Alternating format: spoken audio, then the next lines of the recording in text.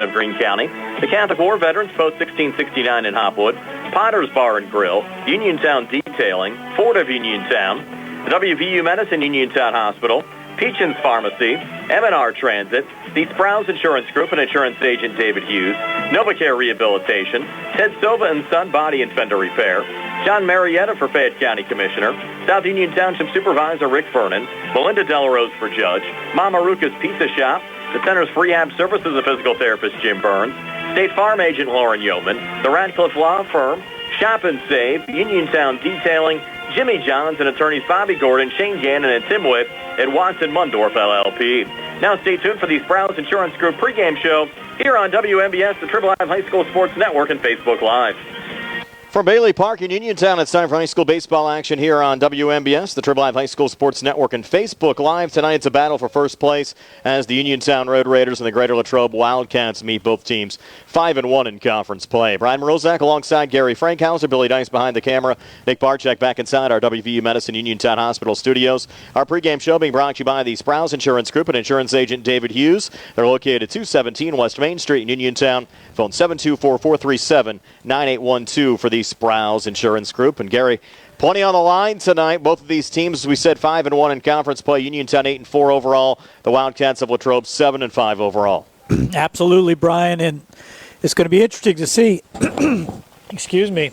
Interesting to see that with Laurel Highlands losing today, everything else bunching up in the section, and these games are even more important now for that first place position because you're looking at seeding now late in the season. Yeah, the Mustangs actually took a no-hitter into the seventh inning. Devin Kravosky pitched great. Mustangs are up 3-0, gave up 5 in the top of the seventh, and fell to Ringgold earlier on today by a 5-3 score. And that's a little disappointing if you're a Mustang fan, but these things happen in high school baseball. You get to that seventh inning near the pitch count, and things just kind of went south for the Mustangs, but they're still in the hunt. They're still in good position for the playoffs. But let's talk about Uniontown and Latrobe here today. Both teams, as you said, trying to stay on top of the section, and we've seen both of these teams play well throughout this season so far, especially surprising a little bit. Uniontown playing very well, getting some good pitching on their side, and Latrobe kind of dancing through the raindrops a little bit, but they are a very strong team. Christian Thomas to start on the mound for the Uniontown Red Raiders. Logan Bradish will start for the Greater Latrobe Wildcats, and we'll talk to Uniontown head coach Kenny Musco when the Sprouse Insurance Group pregame show continues right after this.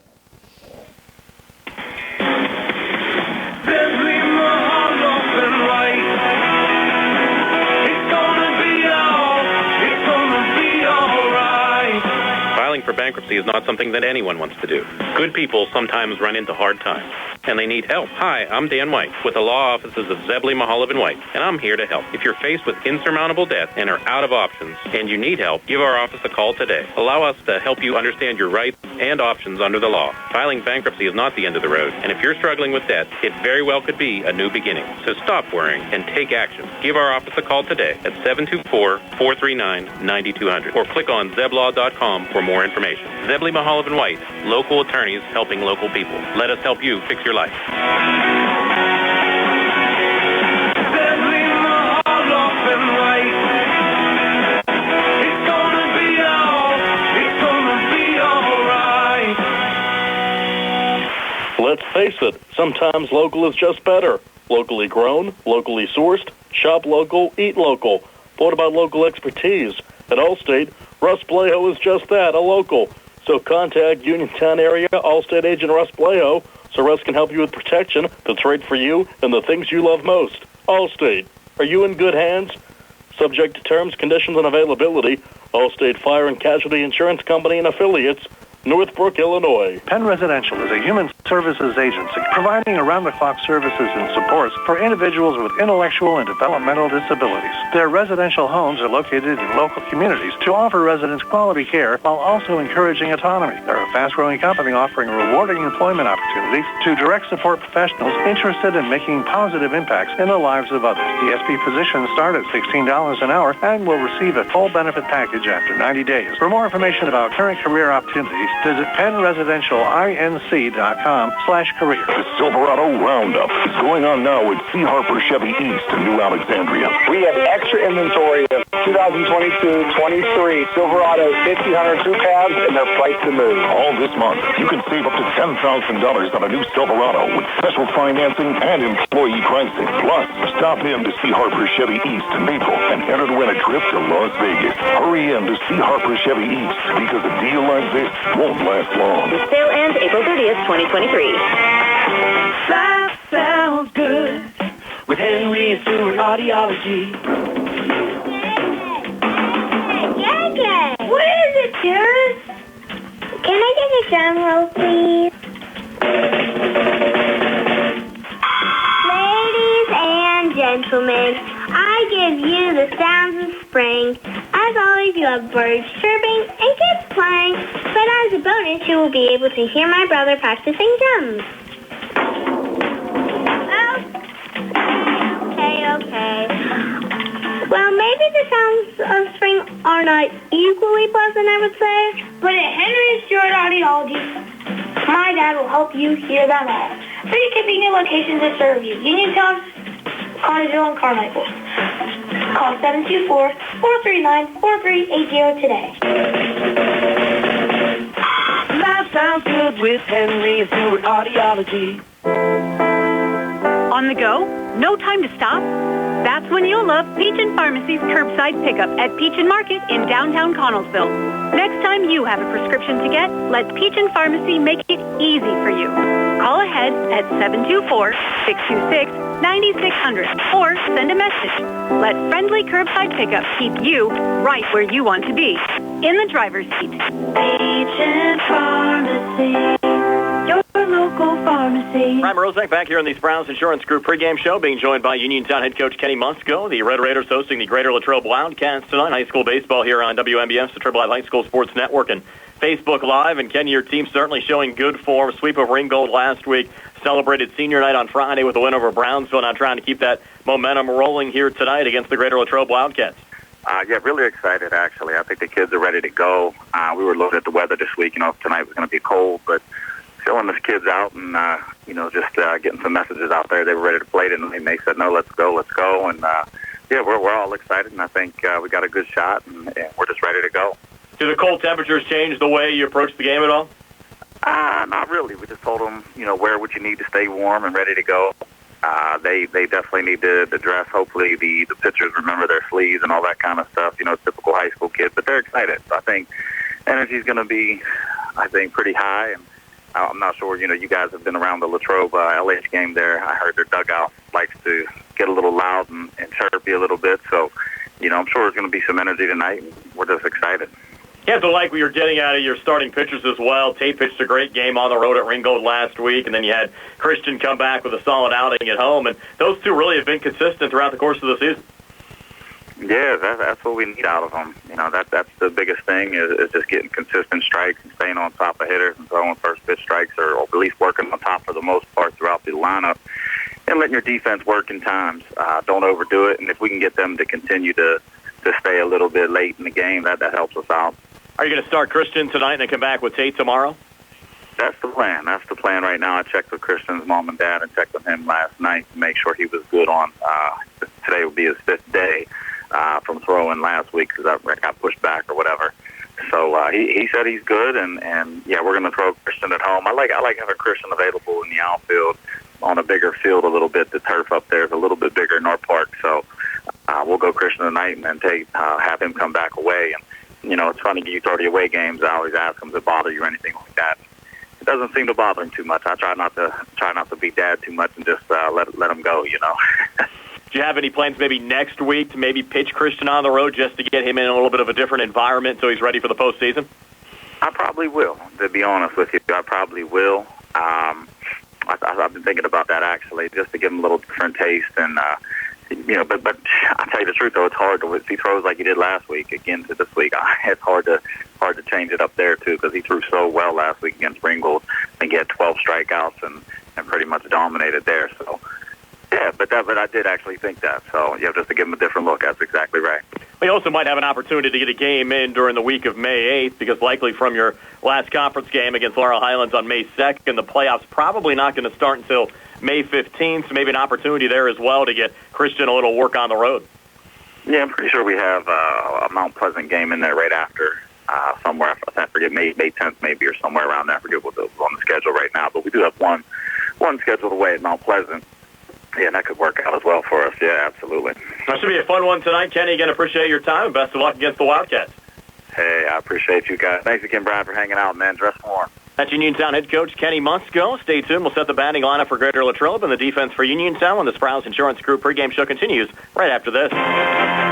South Union Township Supervisor Rick Vernon has spent his life helping others. Now, in his 18th year of service, Rick wants to continue as supervisor and is seeking re-election. Democrats can vote for Rick because he's on your ballot. And Republicans, you can write in Rick Vernon on your paper ballot. Let's keep a great team together so Rick can continue to work hard with fellow Republican supervisors Bob Schiffbauer and Jason Scott. Vote for Rick Vernon for Township Supervisor. Paid for by the candidate. Your health is the most important thing to you. When you need physical therapy, find the best clinic to serve you. Movement Physiotherapy, now located off Route 40 on Pedro Drive, west of Uniontown, understands this and wants to help ease the stress. Tyler Gasick has over 10 years of experience helping people improve their health with physical therapy and is ready to help you. Tyler's from the Uniontown area and is committed to helping improve his community. To schedule your appointment, phone 724-912-PTPT or visit Movement Physiotherapy online at movementpp.com. Are you a small business owner who needs marketing help? Whether you're seeking a marketing professional to partner with on an ongoing basis or need assistance with a specific project, you'll want the expertise found at Essential Marcom. Central Marcom specializes in working with clients to build brands and establish effective messaging to reach customers. Whether you're starting up or expanding your business or need guidance on naming, logo design, website development, or how to effectively use social media, contact Dana at Essential Marcom. Dana's experience spans 18 years and includes working with local businesses as well as national and international brands on various types of marketing projects. Learn more about Essential Marcom's capabilities and view their portfolio at EssentialMarcom.com. That's EssentialMarcom.com or email Dana at EssentialMarcom.com. Ready for an easier way to manage your cards? Get more power, peace of mind, and security with the new updated app from First Federal of Greene County. Set spending limits, view merchant details, subscriptions, and where your card is stored. Plus, turn off lost or stolen cards. It's card management on your terms. Download the updated app or visit ffgc.bank. First Federal Savings and Loan Association of Greene County. Member FDIC, Equal Housing Lender, NMLS number 458729. For farm fresh dairy products, stop in Jackson Farms Dairy Store, Route 40 at Briar Hill. Enjoy delicious hot deli items available Monday through Friday. Eat in or take out. Jackson Farms Dairy Store features quality dairy products, the most delectable homemade ice cream you'll ever eat. And now available at Jackson Farms is our own farmhouse cheddar cheese and cheese curds. Why not stop in Jackson Farms today? Farm fresh milk, straight off the farm. Jackson Farms. Bad hair day? Bad day at the office? Bad day behind the wheel? Hey, stuff happens, even to the best of us. At least your car insurance rate doesn't have to take a hit. Get Erie Rate Lock from Erie Insurance. Gives you a great rate that stays put until you change a car, driver, or your address. Plus, seriously good service. Now that's something to smile about. Your Erie agent in Uniontown and Ross Traver Township is Sproul's Insurance Group, 724-437-9812, or go to SproulsInsurance.com. Erie Rate Lock does not guarantee continued insurance coverage and is not available in all states. Back here at Bailey Park, Greater Latrobe to bat here in the top half of the first inning. Here's Gary with our lineup. Leading off for Latrobe, playing center field, number 2, Eric Batista. Batting second, the catcher, wearing number 9, Louis Amatucci. Batting third, the pitcher, number 22, Logan Bradish. Batting fourth, playing first base, number 11, Tony Masseri. Batting fifth, playing left field, number 5, Jacob Kramer. Batting sixth, playing right field, number 4, Eli Boring. Batting in the 7th position, playing third base, number 15, Riley Smith. The DH, number 8, Mason Leonard, is in that 8 spot. And rounding out the lineup, playing second base, number 7, Dante Bassiano. How about that defense for Uniontown, Gary? For Uniontown, on the mound, as we said earlier, Christian Thomas, and Jack White is behind the plate. In left field, Tanner Uphold. Playing center field, Tyler Hawk. In right field, Cameron Jackson. Around the shortstop, Clay Dean at third, Austin Grego at short, Mason Kuhn at second, and Tate Musco playing first base. And for Thomas, it's his 7th appearance, has a 1-0 record, 2.92 ERA, has worked 24 innings, given up 22 hits, has struck out 25, walked 5, and given up 13 runs, 10 of those 13 runs earned. And he's certainly been stellar all season, especially here at Bailey Park, Gary. Absolutely, and you look for another strong effort here today. And as we said in our opening, both teams putting a lot of emphasis on this game here today, fighting for first place late in the season. And it's a little nippy out here. The fans have, I think, stayed home. They're going to probably watch this on TV, so hope we can give them a good game. Game time temperature 45 degrees, expected to drop into the 30s before this game is done. Again, our broadcast presented by Penn Residential, a human service agency that provides 24-hour around-the-clock services and support for individuals with intellectual and developmental disabilities. Also by Essential Marcom, Jackson Farms Dairy Store, and Amy's Quilt Room. It's Uniontown hosting Greater Latrobe, a battle for first place. And Gary, they've opened up a little bit of room over Laurel Highlands, with the Mustangs losing earlier on today. You have Uniontown and Greater Latrobe at 5-1. Laurel Highlands now at 4-3. Bell Vernon knocked off Albert Gallatin, so both the Rams and the Leopards sitting at 3-4. So the Mustangs kind of losing a little margin for error right now, and Albert Gallatin at 0-7. You're exactly right, and the Mustangs still got things to do against Uniontown. That's going to be a rough task for the Mustangs, and with just that one-game lead and only 4 teams getting into the playoffs, they have to put in a good effort here late in the season. Yeah, we'll see what happens tomorrow. We'll actually have the Laurel Highlands Ringgold game on the WMBS Facebook page tomorrow, with the game starting at 4 o'clock. But here tonight, it's the Uniontown Red Raiders taking on the Greater Latrobe Wildcats. First pitch on the way next, here on WMBS, the Triple Live High School Sports Network, and Facebook Live.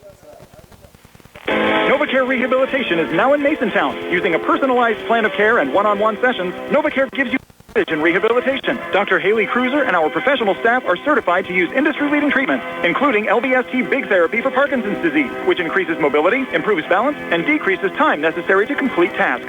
These services supplement NovaCare's exceptional orthopedic, concussion, and vestibular dysfunction resources. For more information or to schedule an appointment, call our new Masontown office on Route 21 McClellantown Road at 724-491-5220. Attorneys Bobby Gordon, Shane Gannon, and Tim Witt at Watson Mundorf LLP wish the Laurel Highlands Mustangs and all of our local teams the best of luck this year. Watson Mundorf is a premier regional law firm whose experience and expertise empower it to not only be an advocate for its clients, but also provide them with exceptional service to exceed expectations. With offices in Uniontown and Connellsville, they are local and here to serve you. Call 724-626-8882 for attorneys Bobby Gordon, Shane Gannon, and Tim Witt. Hey everyone, I'm John Marietta, and I am the Hillbilly. I'm on my way to becoming your next Fayette County Commissioner. I will stand firm on the Constitution and my faith.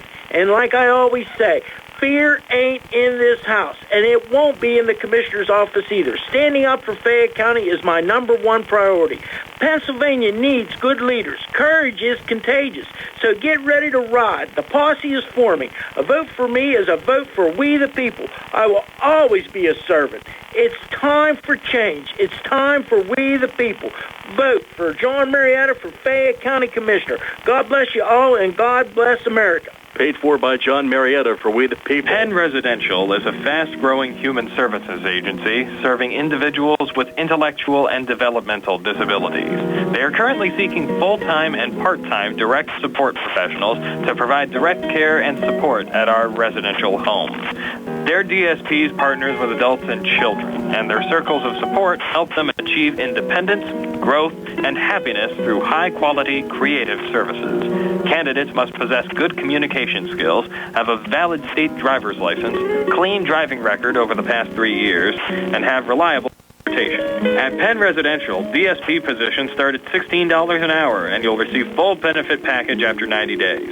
Penn Residential is a licensed and qualified provider under Pennsylvania's DPW's Office of Developmental Programs. Our homes serve residents in Fayette, Washington, and Westmoreland counties in southwestern Pennsylvania. For more information about current career opportunities, visit PennResidentialInc.com/careers. Penn Residential Inc. is an equal opportunity employer. Amy's Quilt Room is a full-service quilt room located in Uniontown, offering retail goods and an ample sewing classroom, welcoming sewers of all skill levels, from beginners to advanced. If you're enthusiastic about sewing, you may even want to consider joining the Quilty Pleasures Quilt Club at Amy's Quilt Room. You'll stitch fabric in friendship with every project. For more information, visit amysquiltroom.com or stop in to see them at 20 West Penn Street, Uniontown. Amy's Quilt Room, a fresh and modern twist to a timeless tradition. Bad hair day? Bad day at the office? Bad day behind the wheel? Hey, stuff happens, even to the best of us. At least your car insurance rate doesn't have to take a hit. Get Erie Rate Lock from Erie Insurance. Gives you a great rate that stays put until you change a car, driver, or your address.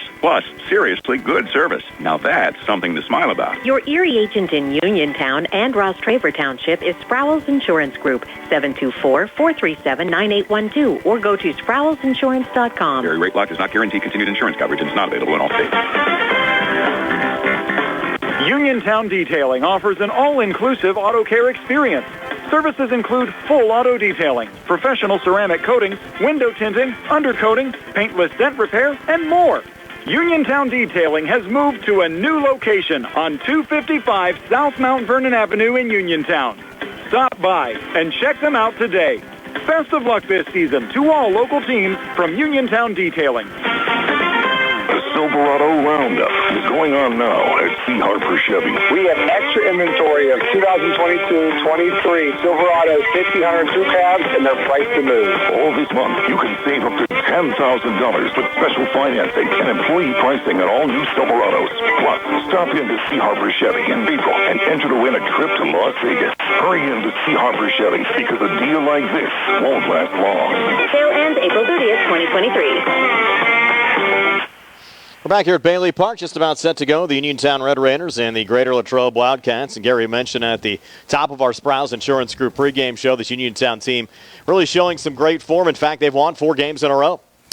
Yeah, looking for number 5 here, and it'd be similar to what the Pittsburgh Pirates are doing, but a little bit surprising, but not surprising to the Uniontown Red Raider faithful and their coaching staff. And these players have a lot of confidence coming in today. They've been hitting the ball well, getting some good pitching, and it's going to be a interesting game here today for the Red Raiders to try to knock off Latrobe for that number 1 spot. Of course, Uniontown coming off a great season last year. They made it to the WPIAL playoffs. In fact, nearly knocked off the Knock Knights at Norwin High School, losing there by a score of 2-1. Now they're trying to build on that here, Gary, and pick up a couple of playoff wins this season and look for a little deeper penetration in the WPIAL playoff tournament. Well, that experience last year certainly paid dividends throughout this season, and it will going forward into the playoffs also. And Uniontown's got to be a pretty highly touted team and ranked pretty high moving into the WPIAL playoffs. Greater Latrobe last year was 12-8. They played up in 5A, moved down to 4A in the offseason. They were in the postseason as well. They lost a WPIAL first-round playoff game to Thomas Jefferson at Hempfield High School. In fact, got doubled up by a score of 14-7. But they've been certainly one of the teams to beat, especially here in the conference this year. And they'll get things started with Eric Batista, the senior center fielder, coming in with a .353 average. And Gary, he's driven in 21 runs from the leadoff spot so far this season. That's very impressive. And Latrobe is historically a very strong team. They just put out some good baseball squads year in and year out. Righty versus righty matchup here. First pitch from Christian Thomas to Batista. Fastball a little inside, 1-0. And Gary, they're actually working getting the scoreboard ready here at Bailey Park. You can see they put the posts up out there in right field, and it should be up, they're hoping, before the season's done. Well, this whole facility is just getting better and better by leaps and bounds, and you got to credit the city for that. 1-0 pitch in there to Batista for a strike right at the knees. Evens up the count at 1-1. Red Raiders in the home whites, maroon numbers. Greater Latrobe in the away oranges with black numbers and white trim along with gray pants. Thomas is 1-1 now to Batista. Little breaking ball, missed low, takes the count to 2-1. Don't want to give Latrobe base runners, especially the top of the lineup. They have good speed. 2-1 now, Thomas to Batista. Christian Long looking here to the catcher, Jack White. Now he'll step off. I think more pressure maybe on Uniontown than even Latrobe in this one, Gary, considering the fact the Red Raiders want to make sure they get a win here at home, and then if you can't pick up a win here at home, whatever happens tomorrow on the road just kind of adds to it. Batista with a shot down the left field line, just foul. Evens up the count now at 2-2. Barreled that one up pretty nicely, just out in front slightly, about 10-foot foul down the left field line, but evens the count. Red Raiders, again, will travel to Greater Latrobe tomorrow. That game under the lights at 7 o'clock. Your schedules might say 3:30.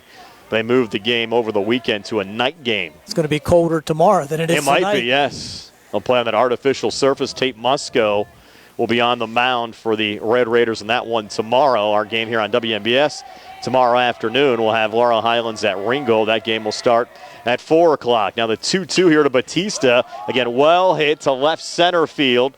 Uphold moving over and back at the wall to the center fielder Hawk that makes the catch, but Batista used all of the park there, Gary. He sure did. That's a warning track without a warning track, but running into the wall and making a nice running catch was Tyler Hawk. And good ride out there to the deep part of left center, just missing a home run by about 10 feet. So one away here in the top half of the first. That'll bring up Louis Amatucci, the junior catcher, coming in with a .264 average and 12 RBIs for the Wildcats. Thomas's first pitch to Amatucci. First pitch swinging there, going to Uphold's direction out in the left, and Tanner able to make the catch for the second out of the inning. So one pitch, one out there. That's a good move for Christian, keeping that pitch count lower after going approximately 7 pitches to the leadoff hitter Batista. And Kenny Musco told us during the Sprouse Insurance Group pregame show he has a tough decision to make next week. Thomas has pitched so well here at home, but he might want to get him a road start just to get ready for the playoffs. Another first pitch swinging there from Logan Bradish, and he'll pop it up going right to Tate Musco, the first baseman. So 3 fly ball outs here in the top half of the first inning. We played a half an inning scoreless here from Bailey Park, Uniontown, and Greater Latrobe. CR Parada Group High School Sports Night broadcast presented by Penn Residential, Central Marcom, Amy's Quilt Room, and Jackson Farms Dairy Store. UPMC Centers for Rehab Services on Wayland Smith Drive offers cutting-edge physical therapy. Jim Burns and his staff are residents of the community, treating sports injuries, neurological conditions, back pain, sprains and strains, joint replacements, hand injuries, and other conditions. They treat you efficiently and safely by taking all necessary precautions while disinfecting the clinic regularly. All insurance accepted. Experienced therapists.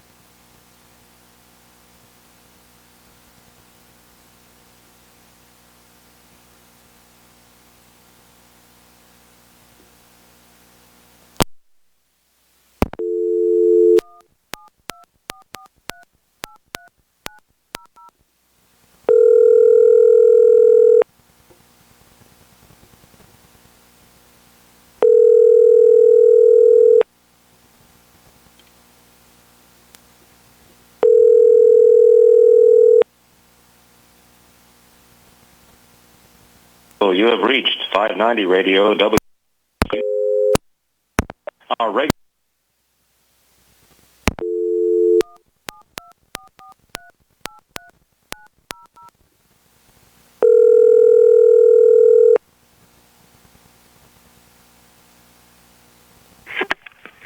Central Marcom specializes in working with clients to build brands and establish effective messaging to reach customers. Whether you're starting up or expanding your business or need guidance on naming, logo design, website development, or how to effectively use social media, contact Dana at Central Marcom. Dana's experience spans 18 years and includes working with local businesses as well as national and international brands on various types of projects. Learn more about Central Marcom's capabilities and view their portfolio at centralmarcom.com. That's ESSENTIALMARCOM.com or email Dana at centralmarcom.com. Back here at Bailey Park, going to the bottom of the first inning. Here's Gary with the Uniontown lineup. Leading off the second baseman, number 10, Mason Kuhn. Batting second, number 26, the first baseman, Tate Musco. Batting third, shortstop Austin Grego. He wears number 7. The DH, Wyatt Nels, number 99, is in the fourth spot. Batting fifth, playing third base, number 33, Clay Dean. Christian Thomas, the pitcher, number 14, is next, followed by Tyler Hawk. Playing center field, Tanner Uphold in left, and Cameron Jackson in right field. And Logan Bradish's first pitch to Mason Kuhn. Was that called a strike there, Gary? That was blocked. I think it was, yes. By the home plate umpire. 0-1. Kuhn coming in with a .345 average and 9 RBIs so far this season. Trying to get things going here for Uniontown.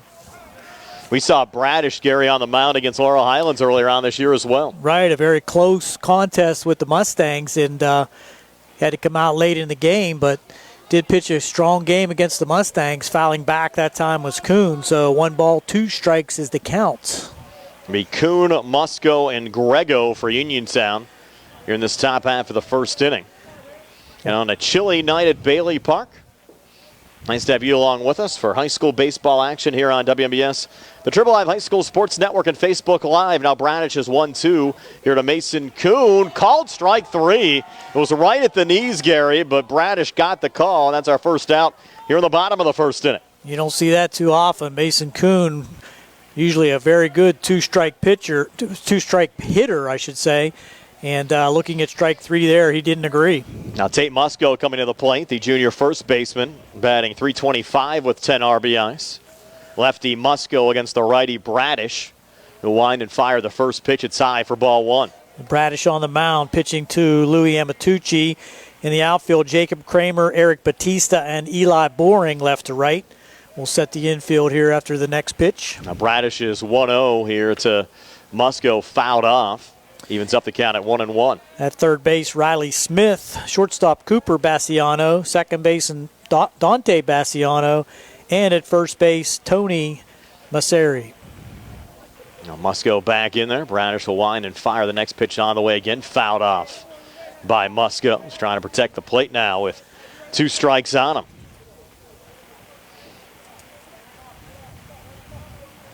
Musco's grandfather, one of our sponsors, Bill Jackson from Jackson Farms Dairy Store. Of course, his dad, Kenny, coaches third on that one high from Bradish. Even up the count now, 2-2. Certainly help us out, Gary, when that scoreboard gets installed out there and right. For sure. The balls and strikes, 2-2 on the way. Swing and a miss, strike 3. So Bradish back-to-back strikeouts here in the bottom of the first inning. So 2 up, 2 down with Austin Grego, the junior shortstop, coming to the plate. Grego batting .410 with a homer and 13 RBIs. Really has done a nice job, as many of these Red Raiders had, especially the middle of this order so far this season. Now Bradish's first pitch here to Grego. Breaking ball low and outside, 1-0. Dropped down a little side on him on that one with the breaking pitch. Hard to believe already, Gary. This is the penultimate conference series of the season. Uniontown and Laurel Highlands next Monday and Tuesday will do it. And Grego, big cut there, swing and a miss, evens up the count at 1-1. There'll probably be about a 2-week gap between the end of conference play to when the WPIAL playoffs will get underway the week of May 15th. So an opportunity to get a couple of warm-up games in as Grego takes a strike. Some other sections will still have to play conference games the week of May 8th, while the section that the Red Raiders and the Wildcats are in do not. 2-strike pitch to Grego. Just missed. It was close. Evens it up at 2-2. Whole infield was heading into the dugout. Yes. I was ready for the called strike 3 as Bradish looks to strike out the side here in the bottom of the first. Now it's 2-2 here to Grego. And Grego pops it up in foul territory in front of the Greater Latrobe dugout on the far side. It's off the dugout roof and out of play. Quite a contrast in the crowd from what we saw here for Uniontown and Brownsville on Friday night. Place was packed down here at Bailey Park, but with the cold temperatures tonight, Gary, I think you're right. A lot of folks just staying at home, either watching or listening to our radio broadcast. The next pitch on the way again, fouled off there from Grego. Strong of heart are out here. They're bundled up. Yes. Again, our schedule for tomorrow, it's Laurel Highlands and Ringgold at 4 o'clock. On the WMBS Facebook page. And, of course, we'll have the Uniontown Laurel Highlands series for you next week as well. And Grego went around there. No. They're going to appeal? Oh, the first base umpire says he didn't. It appeared to us. I thought he certainly went around there with a check swing, but... We'll look at the replay. Yeah. So that takes us full now to 3-2. So the Red Raiders a little reprieve here in this situation. Now Bradish, payoff pitch to Grego, well hit to deep right field. Look out here, Grego sending it all the way back to the right fielder, Eli Boring, who makes the catch to end the inning, but a good shot from Grego. But the Red Raiders retired in order here in the bottom of the first, and we're scoreless after 1 here on the CR Parada Group High School Sports Night broadcast presented by Penn Residential, Central Marcom, Amy's Quilt Room, and Jackson Farms Dairy Store. Penn Residential is a human services agency providing around-the-clock services and supports for individuals with intellectual and developmental disabilities. Their residential homes are located in local communities to offer residents quality care while also encouraging autonomy. They're a fast-growing company offering rewarding employment opportunities to direct support professionals interested in making positive impacts in the lives of others. The SP positions start at $16 an hour and will receive a full benefit package after 90 days. For more information about current career opportunities, visit PennResidentialInc.com/careers. UPMC Centers for Rehab Services on Wayland Smith Drive offers cutting-edge physical therapy. Jim Burns and his staff are residents of the community. Sports injuries, neurological conditions, back pain, strains, joint replacements, hand injuries, and other conditions. They treat you efficiently and safely by taking all necessary precautions while disinfecting the clinic regularly. All insurance accepted. Experienced therapists. Convenient location and hours. Part of the community. Call the office with a prescription from your doctor or schedule by direct access 724-437-7500. Looking for the highest quality products at the lowest prices? Shop and save on Walnut Hill in Uniontown has the widest selection of brands and the freshest offerings around. They specialize in your family's grocery needs. Save big and sign up for the Shop and Save Perks card to get money-saving benefits and discounts on gas. Shop and save. Walnut Hill Road, Uniontown, open 7 a.m. to 10 p.m. every day. Working hard to offer you the best at Shop and Save because it's the just right thing to do. Scoreless after an inning of play, the Uniontown Red Raiders and the Greater Latrobe Wildcats. Here's Gary to bring you the second. Due up for Greater Latrobe, Tony Masseri, Jacob Kramer, and Eli Boring. Boring with a nice catch going back there in right field on the long, high fly ball by Austin Grego to end the bottom of the first. So we go to the second, no score.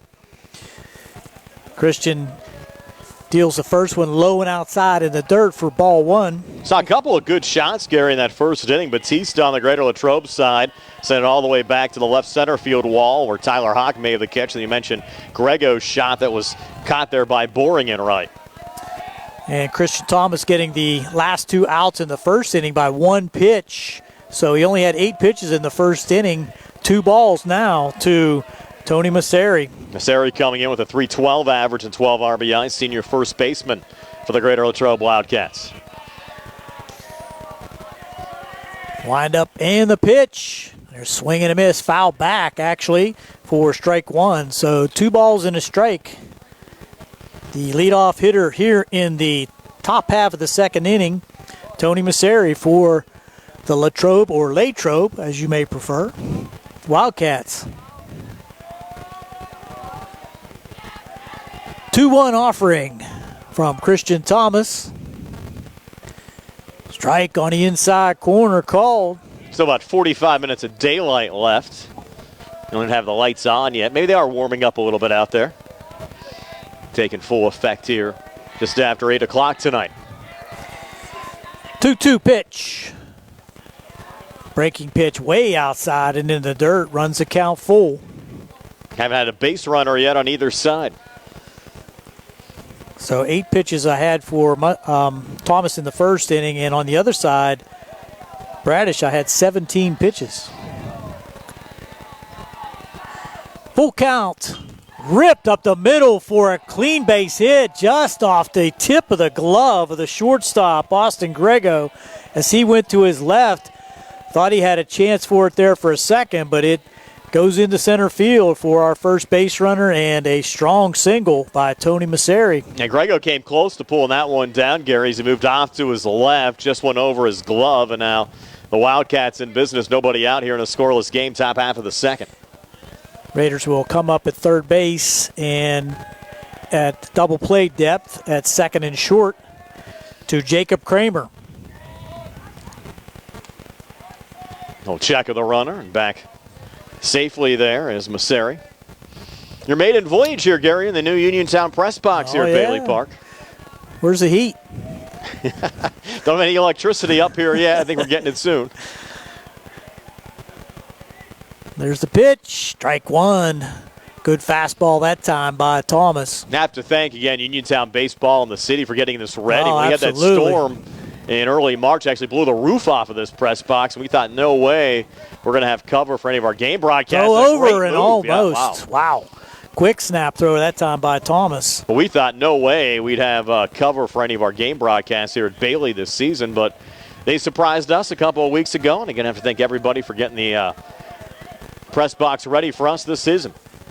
Swing and a miss for strike 2. High fastball that time by Thomas. Kramer coming in, 202 average, 6 RBIs for the Greater Latrobe left fielder. Good velocity on that fastball as Thomas will step back and Chase Masseri back to first base. Not much of a lead over there at first, but the Raiders still concerned about the speed on the base pads.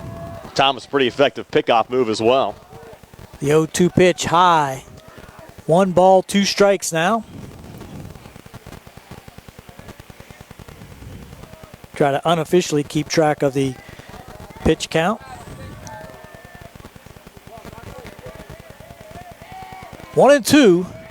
Jacob Kramer, the left fielder for Latrobe, with 1 man on here in the second. No score. Throw over again, kind of a token throw that time. Good to see Uniontown Athletic Director Harry Kaufman out there, just down the first baseline. Four-legged friend. Yeah, he's dressed for the weather. Yes.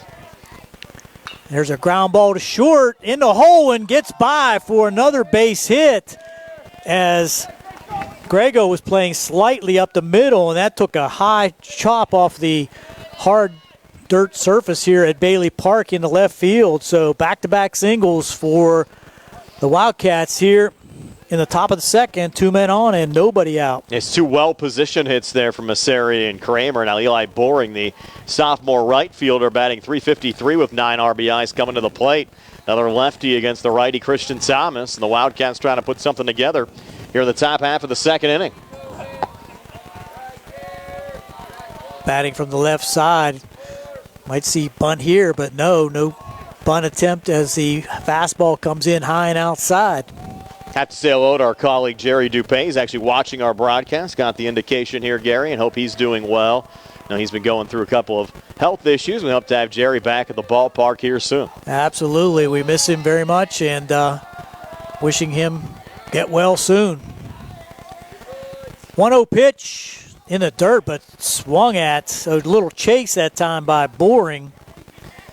And Boring did go with chase into that one.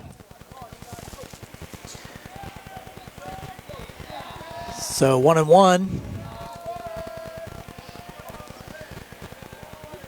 Double play ball would be the friend of the Uniontown Red Raiders right now. Thomas, step off there again from Thomas. A fake back to second base. No throw. From the stretch, Christian Thomas pitch just a little low. So 2 balls and a strike. Had the field in pretty good shape here, Gary, after some rains over the weekend. Again, the cold temperatures not deterring these 2 teams from playing here tonight at Bailey Park. Kenny Musco said he actually gave his kids the option. You want to play tonight or you want to play Wednesday? They said, we're ready. We want to play the game tonight. Without any precipitation, I would agree. There's a high drive to deep center field. Going back to the wall and making the dropped it out of his glove as he hit the fence, and that's going to be a long single by Eli Boring as that ball was off the fence, and it looked like Tyler Hawk was going to make another fantastic catch, but it hit the fence and jarred it out of his glove, and now we have bases loaded with nobody out. Yeah, good effort from Hawk, and just kind of lost it as he went crashing into the fence and the windscreen out there in right center field. And now Kenny Musco coming out just to make sure Tyler's all right. I think he's a little shaken up. Yeah, he went into that fence pretty good. He's going to gather himself and got back there in time, and actually the ball was in his glove. Yep. Kenny's going to come out and talk to him. And Hawk's going to wave him off. We're waving him off. Said, get back in the dugout. These guys want to play, but now a tough spot for Uniontown. Nobody out, bases loaded. Of course, you can get the force out at home, but the Wildcats 3 straight singles here in the top of the second inning with Riley Smith coming to the plate. You don't see a longer single than that. No. Dead center field. Gave it a ride. And at the plate, Riley Smith, as Brian said. It's a tough jam here now for the Red Raiders and Christian Thomas. Smith batting 191 with 3 RBIs. Third baseman for Latrobe. Righty versus righty matchup here. Clay Dean up at third base, even with the bag, along with Tate Musco at first. And there's a ball in the dirt. Good block behind the plate there by Jack White to prevent the wild pitch. There is room behind home plate here at Bailey Park, so any kind of a wild pitch might allow a runner to score. Got some gaps here as well with Dean in at third and Musco playing off the bag at first as well for Latrobe to send one through some of these holes in the infield. Middle infielders are playing up the middle. There's a little looper to the right side. It stays in play, but unable to get there was Christian Thomas. Could have been huge getting it out there. Be like stealing one. Sure would have been. Now Thomas back on the mound, and Smith now set to go and try to do this here again.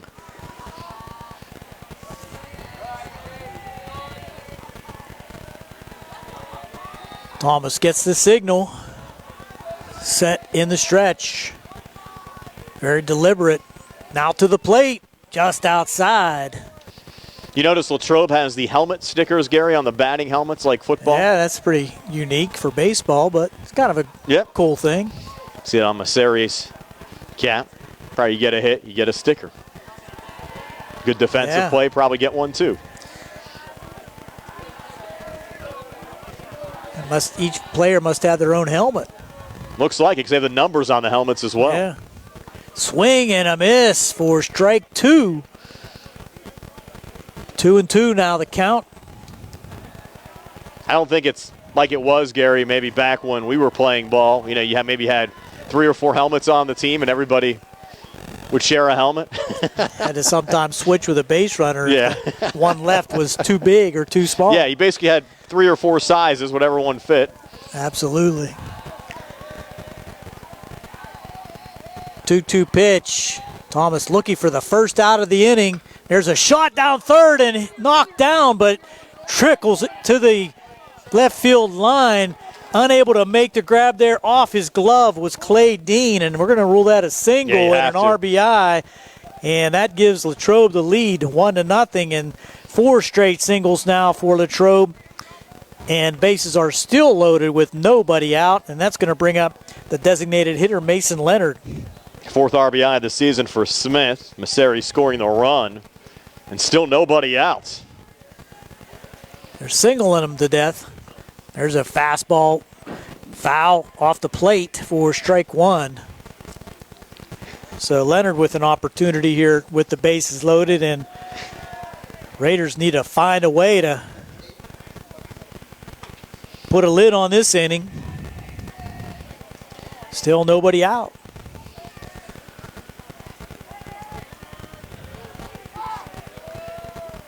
0-1 pitch in the dirt. Another good block back there by White. Mentioned Thomas only threw about 8 pitches in the first inning, but Latrobe making him work here in the second for sure. I have him at 19 pitches already this inning. Still without an out recorded.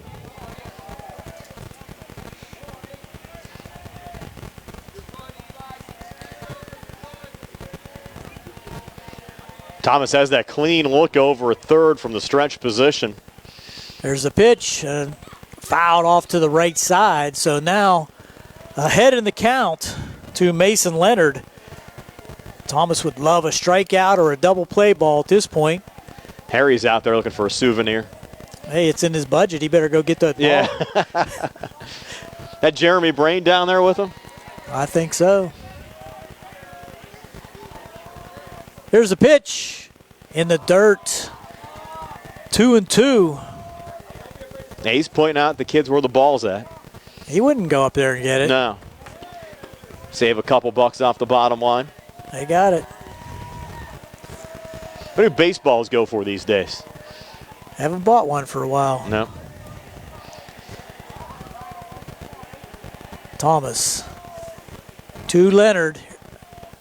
Strike 3 called. Wow. So a big strikeout there by Christian Thomas of Mason Leonard to get the first out of the inning by Huge way for of Thomas. strikeout.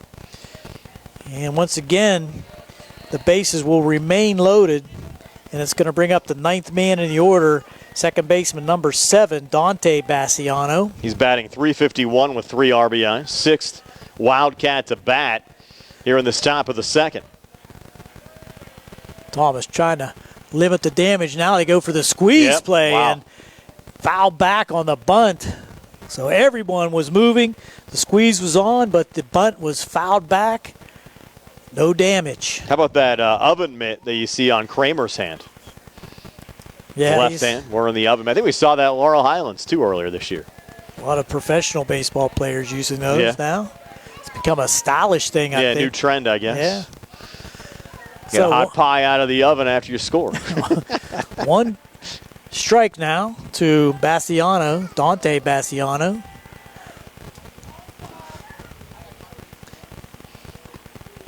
Ooh, high strike call. So Thomas, the beneficiary of that one. That could be good for you too, Gary. The hand you're not writing with, you can put the little oven mitt on, keep your hand warm tonight. Yeah, we need it. Yeah. I think actually being up here in the press box deters a little bit of the wind. Probably warmer for us than it is if we were out watching in the stands. I have to agree. Here's the 0-2 pitch to Bassiano. Strike 3 called, so 2 strikeouts looking with the bases loaded after 4 straight singles. Red Raiders doing a nice job here minimizing the damage in the top of the second. Again, 1 run already across. Yeah, the infield RBI single from Riley Smith, driving in Tony Masseri, but now the top of the order again. And Eric Batista, who had a well-hit ball to center field that was caught by Tyler Hawk last time up. Tough out here. Breaking pitch in for a strike. You mentioned at the top, Gary, Batista from this leadoff spot, batting .353 with 21 RBIs, and the table couldn't be any more well set for him than it is right now with the bases loaded. That's probably how he was able to accomplish all those RBIs throughout the season. Coming up in this type of situation, that's outside for a 1-1 count. And you look at this Latrobe team, they've put up a good number of runs this season as well. And it'll help the cause a little bit. Good hitting ball club, no doubt about that. Now, if you get out of this top of the second, only giving up 1, considering the circumstances, I think you really feel pretty good about things if you're Uniontown. 1-1 pitch, low and outside, 2-1. No place to put him. Thomas now a bunch of pitches here in the inning, about 24 pitches already this inning. Now you'll have Jack White come out and talk to Christian Thomas, go over the situation. I'm getting too used to the new Major League rules that are only going to allow that one time. I think the Major League games now are actually going by faster than the high school games. We never saw that. It's unbelievable that those rules are all showing dividends. Yeah, it makes the games, though, so much more enjoyable. I mean, you had some 3.5, 4-hour games on a regular basis going back to last year, and it's nice having all the games done, in most cases under 2.5 hours. Here's the pitch. Strike called. Batista didn't like it. Shook his head, but got the call. It's a big pitch here coming now with 2 outs in the inning. Just 1 run in. 4 hits by Latrobe. Bases are loaded. Eric Batista, the leadoff hitter for Latrobe. Here's a pitch in the dirt, and again, White with the block. He's done a nice job back there keeping those balls in front of him. 3 balls and 1 strike, Brian? I believe so. No, 3 nice and 2. 3 and 2. Yep.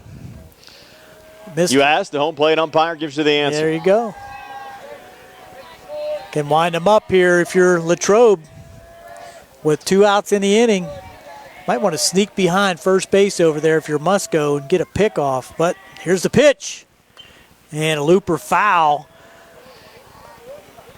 Now, it might be easier to find on the hill. He might go get that one himself. I don't know. Dog wants to go get it. So fouled off.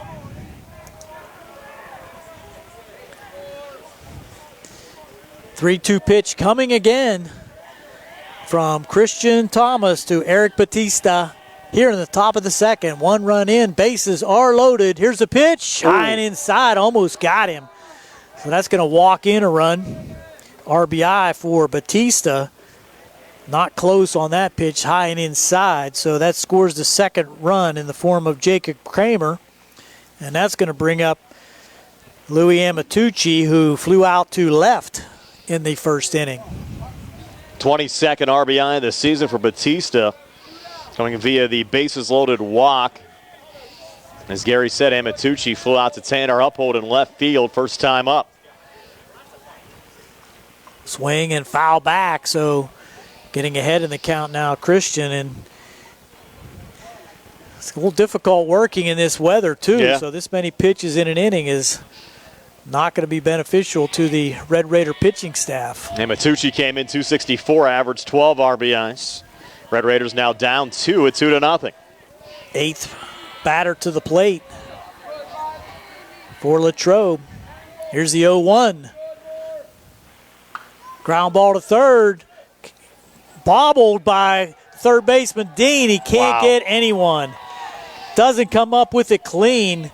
And that's going to allow another run to score on the error by third baseman Clay Dean. Would have had an easy force out at third base had he fielded that cleanly. Kind of got an in-between hop and just handcuffed him. It came up and hit him in the chest and was unable to recover quickly enough to get an out. So now 3-0.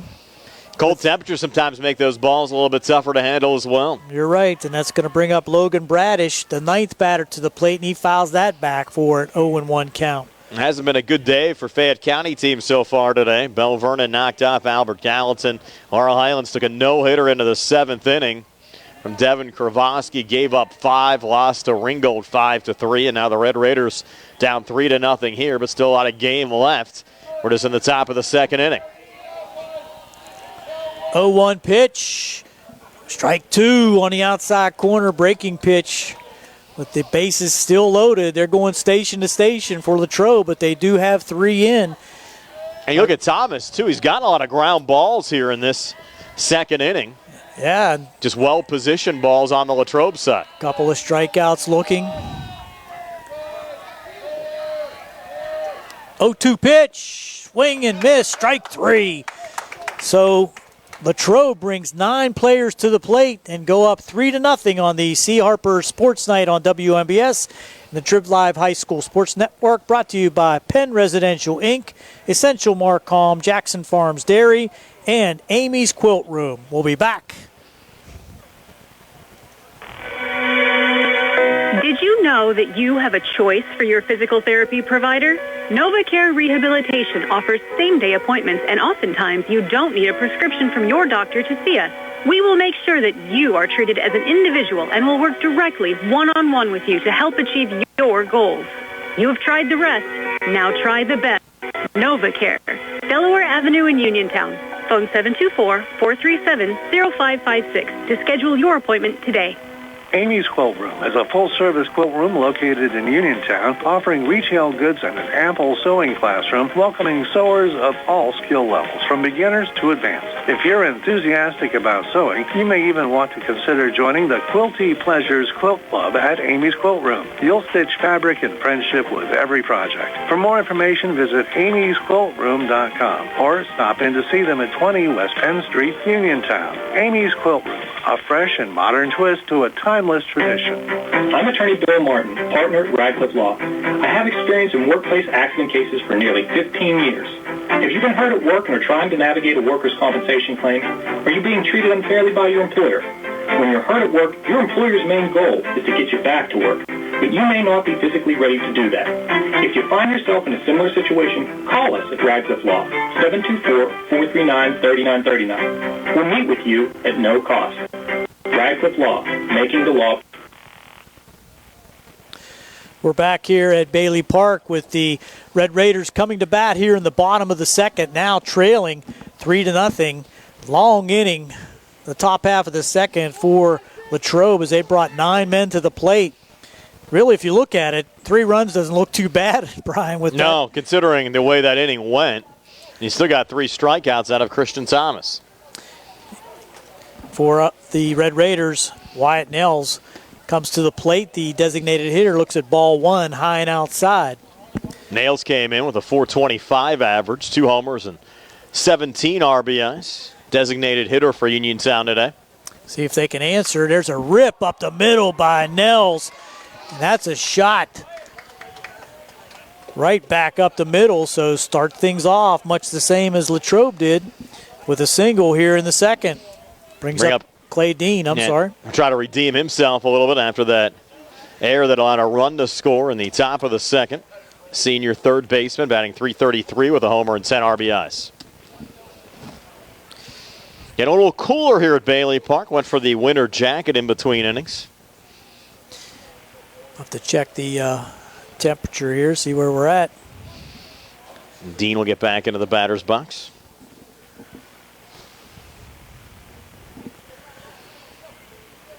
Gary will let us know what we're dropping down to. It's about 45 when we got things started. That's right at 45 now. No, so it hasn't dropped since 7 o'clock at least. Strike Still one. Feels a little colder, though. Yeah.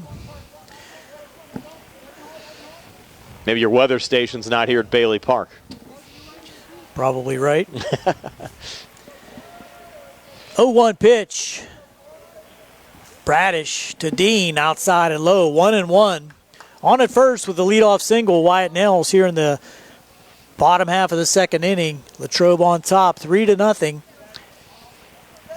You also figure Bradish was sitting around for a little bit there, Gary, as well, in between innings after the Wildcats sent 9 men to the plate. There's a check swing, and they're going to check with the umpire out at second base, and he says no swing, so 2 balls.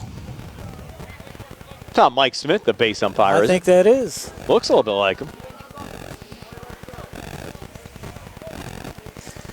He umps a lot of high school baseball games. Working from the stretch.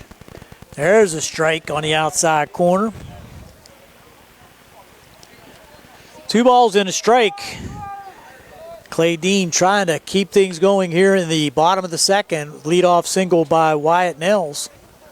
Trying to cut into a 3-0 lead held by Latrobe here in the second. That's outside. 3-1 now.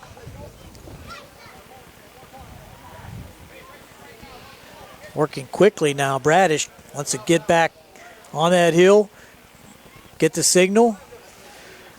Clay's ready at the plate. Here's a pitch. Swing and a miss. Big rip there by Clay Dean. And he struck out. I must have had the count wrong. So a strikeout swinging for the second out of the first out of the inning.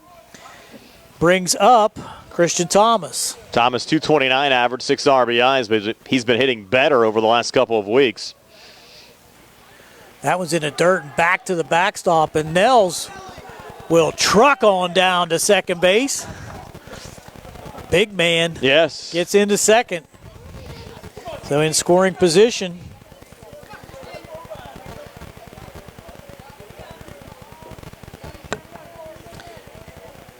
Thomas now with the opportunity to help himself.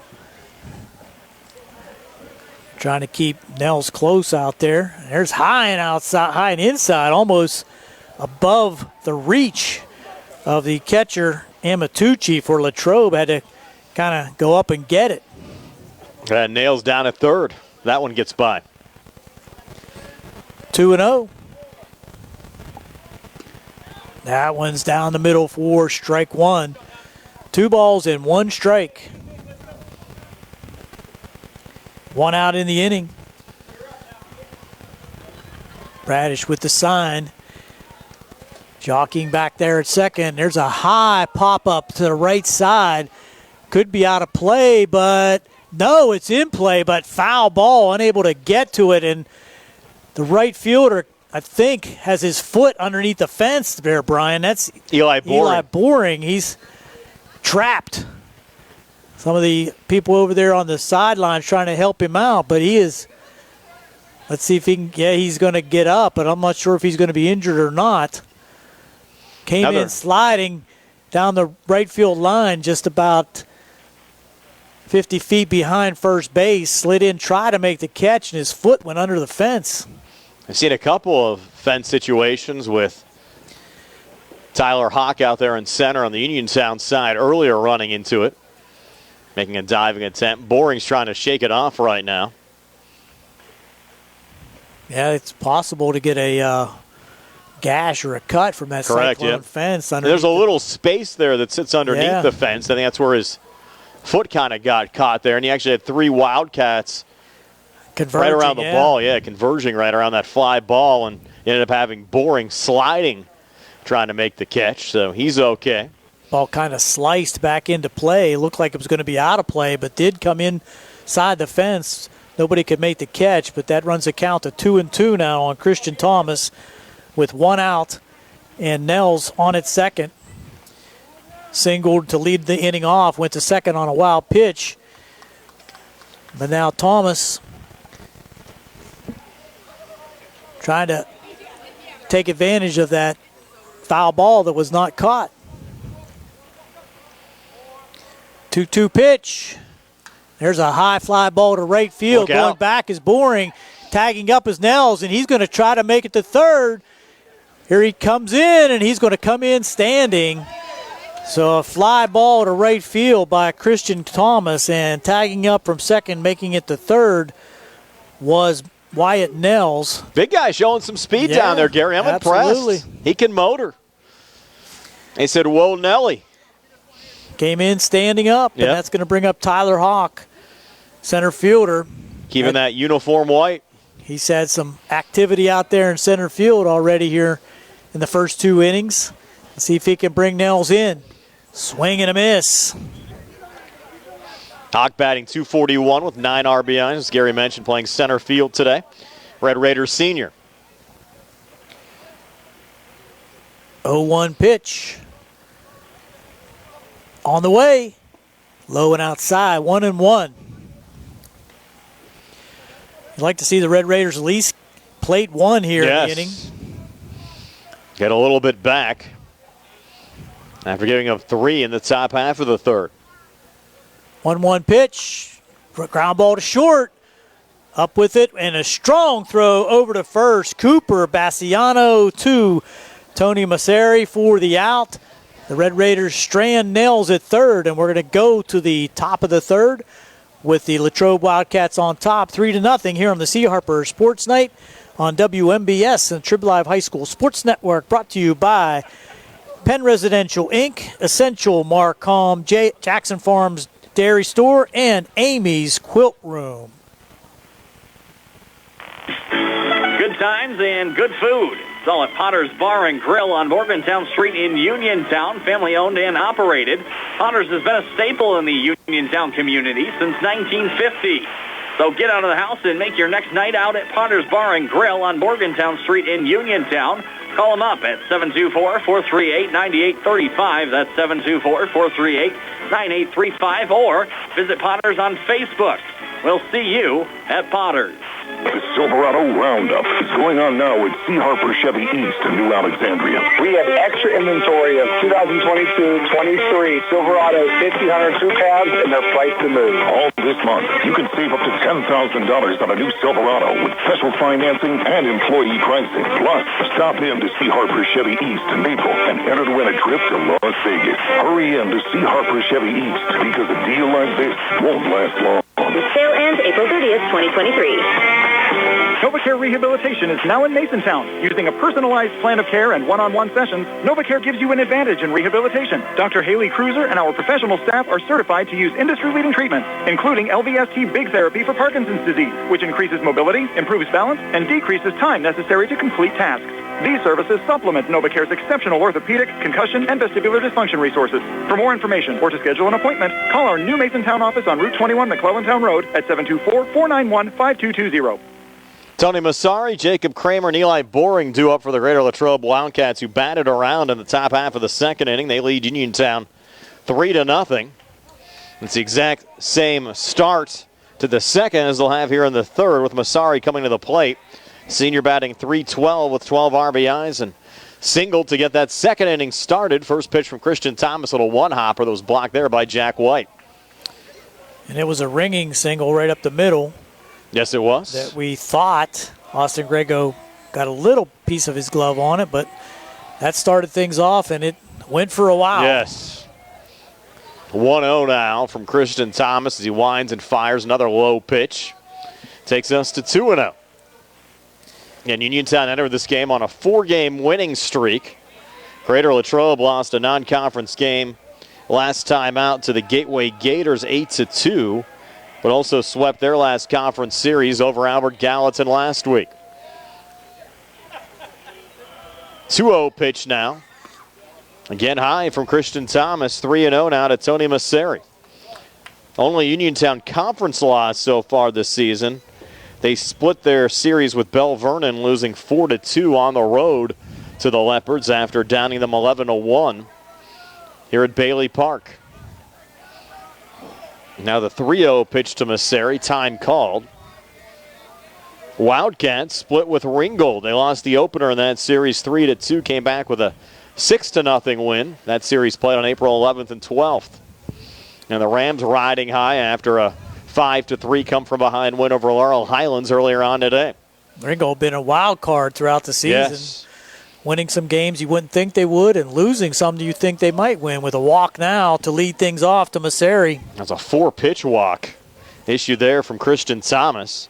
Thomas actually had 3 strikeouts in that second inning where Greater Latrobe sent 9 men to the plate. Well, sprinkled around 4 singles, a walk that was an RBI walk, and you also had Amatucci get on via Clay Diener. A check of the runner, close play over at first, and back safely there is Masseri. Hard tag there by Tate Musco. Yes. Knocked the helmet off of Masseri. Uniontown just has to settle down here a little bit, Gary. They have another runner on base with nobody out here in the inning. You're down 3-0 and try to get a little momentum back in this contest. That pitch in there for a strike to Jacob Kramer. A single to left field, scored a run first time up. Came into the game, which is a 2.02 average and 6 RBIs. Left fielder for the Wildcats. Thomas, a little glance over at first. Slows down his rhythm a bit with men on base. And that ball well hit from Kramer into center field. Charging in a collision out there in right center, and down on the play is Cameron Jackson, for Uniontown. Now both Red Raiders down. Tyler Hawk, who made the catch, and Cameron Jackson. And Jackson went down hard. He's not getting up. They got the training staff out there for Cameron Jackson. You could see that coming. Yeah. It was a high fly ball, short right center field, and Jackson was flying over from his right field position, and coming in hard from center was Tyler Hawk, and they collided. You don't see a collision that hard very often, but that was a serious collision. Yeah, with those guys being attended to, we'll take a UPMC Centers for Rehab Services injury timeout. Wildcats up 3-0 over the Red Raiders. Again, our concern with Cameron Jackson and Tyler Hawk right now. Go to Ford of Uniontown and trade me in. John Clinton with Dominic Carbone from President Award-winning Ford of Uniontown. So, Dom, did you hear about April showers bringing May flowers? Well, here at Ford of Uniontown, April showers are bringing big April savings. And, John, how about $4,000 off on select F-Series and up to $2,500 off on select Explorers, both with interest rates as low as 0%. Save up to $4,000 on Expeditions, Broncos, Bronco Sports. Yep, we have them on the ground and more on the way. We have fresh new inventory and trades arriving daily. We are still taking factory orders, or you can pre-select an incoming unit. Let's talk pre-owned. We have cars, trucks, and SUVs. Most are certified with factory warranty and competitive rates. You have a vehicle you just don't need? Well, we'll buy your vehicle even if you don't buy one from us. So stop, click, or call, and let us make your next purchase easy like Sunday morning. That's Ford of Uniontown, on the hill across from Applebee's, or FordofUniontown.com. Must finance with Ford Motor Credit. Not all customers will qualify. Are you a small business owner who needs marketing help? Whether you're seeking a marketing professional to partner with on an ongoing basis or need assistance with a specific project, you'll want the expertise found at Essential Marcom. Central Marcom specializes in working with clients to build brands and establish effective messaging to reach customers. Whether you're starting up or expanding your business or need guidance on naming, logo design, website development, or how to effectively use social media, contact Dana at Essential Marcom. Dana's experience spans 18 years and includes working with local businesses as well as national and international brands on various types of marketing projects. Learn more about Essential Marcom's capabilities and view their portfolio at essentialmarcom.com. That's ESSENTIALMARCOM. Or email Dana at essentialmarcom.com. Back here at Bailey Park, good to see both Cameron Jackson and Tyler Hawk getting up okay. They're both being attended to right now. I think Jackson being given a concussion test out there in right field. Hawk's limping as well out in center. That's the second big shot that Hawk has taken in this game, Gary, because he took another shot against the center field fence back in the first inning. He sure did. I was just going to mention that, and he's trying to jog it off out there. He has a little bit of a hitch in his giddy-up, but he's running it out, and looks like he's, without question, going to remain in the game. But we're still concerned with Cameron Jackson out there in right field. When he got up, he was not walking. No, he was a little wobbly out there for sure out in right field. Had the John Wayne walk going. I think they're going to pull him. No, and maybe not. Well, I think they're trying to, and he's not letting them. Yeah. The question is, did he pass the concussion test? Well, and I think that's the trainer's call. The umpires could actually do it too if they see that he is not responding to the situation and he is not capable of continuing. Yeah. The umpires can actually call that, but Chris Jackson, a football player for Uniontown as well, and I think that hit, Billy Dice even mentioned during the commercial break, might have been as hard, if not harder, than any shot he took during the football season. Now they're telling him to do some jumping jacks. Well, I think he's doing that on his own to show him that, hey, I'm okay. Here we go. They're going to leave him in there. That was a big out, by the way, with the leadoff walk to Masseri. Jacob Kramer with that shallow fly ball to center field. It was interesting. Hawk made the catch, and he stood up for a minute or two, or for a couple seconds at least, and then he hit the ground as well. Jackson seemed to go out initially pretty quickly when he fell. They tried to get him to get up real quick, and that wasn't happening. No. So they're going to leave both guys in the game.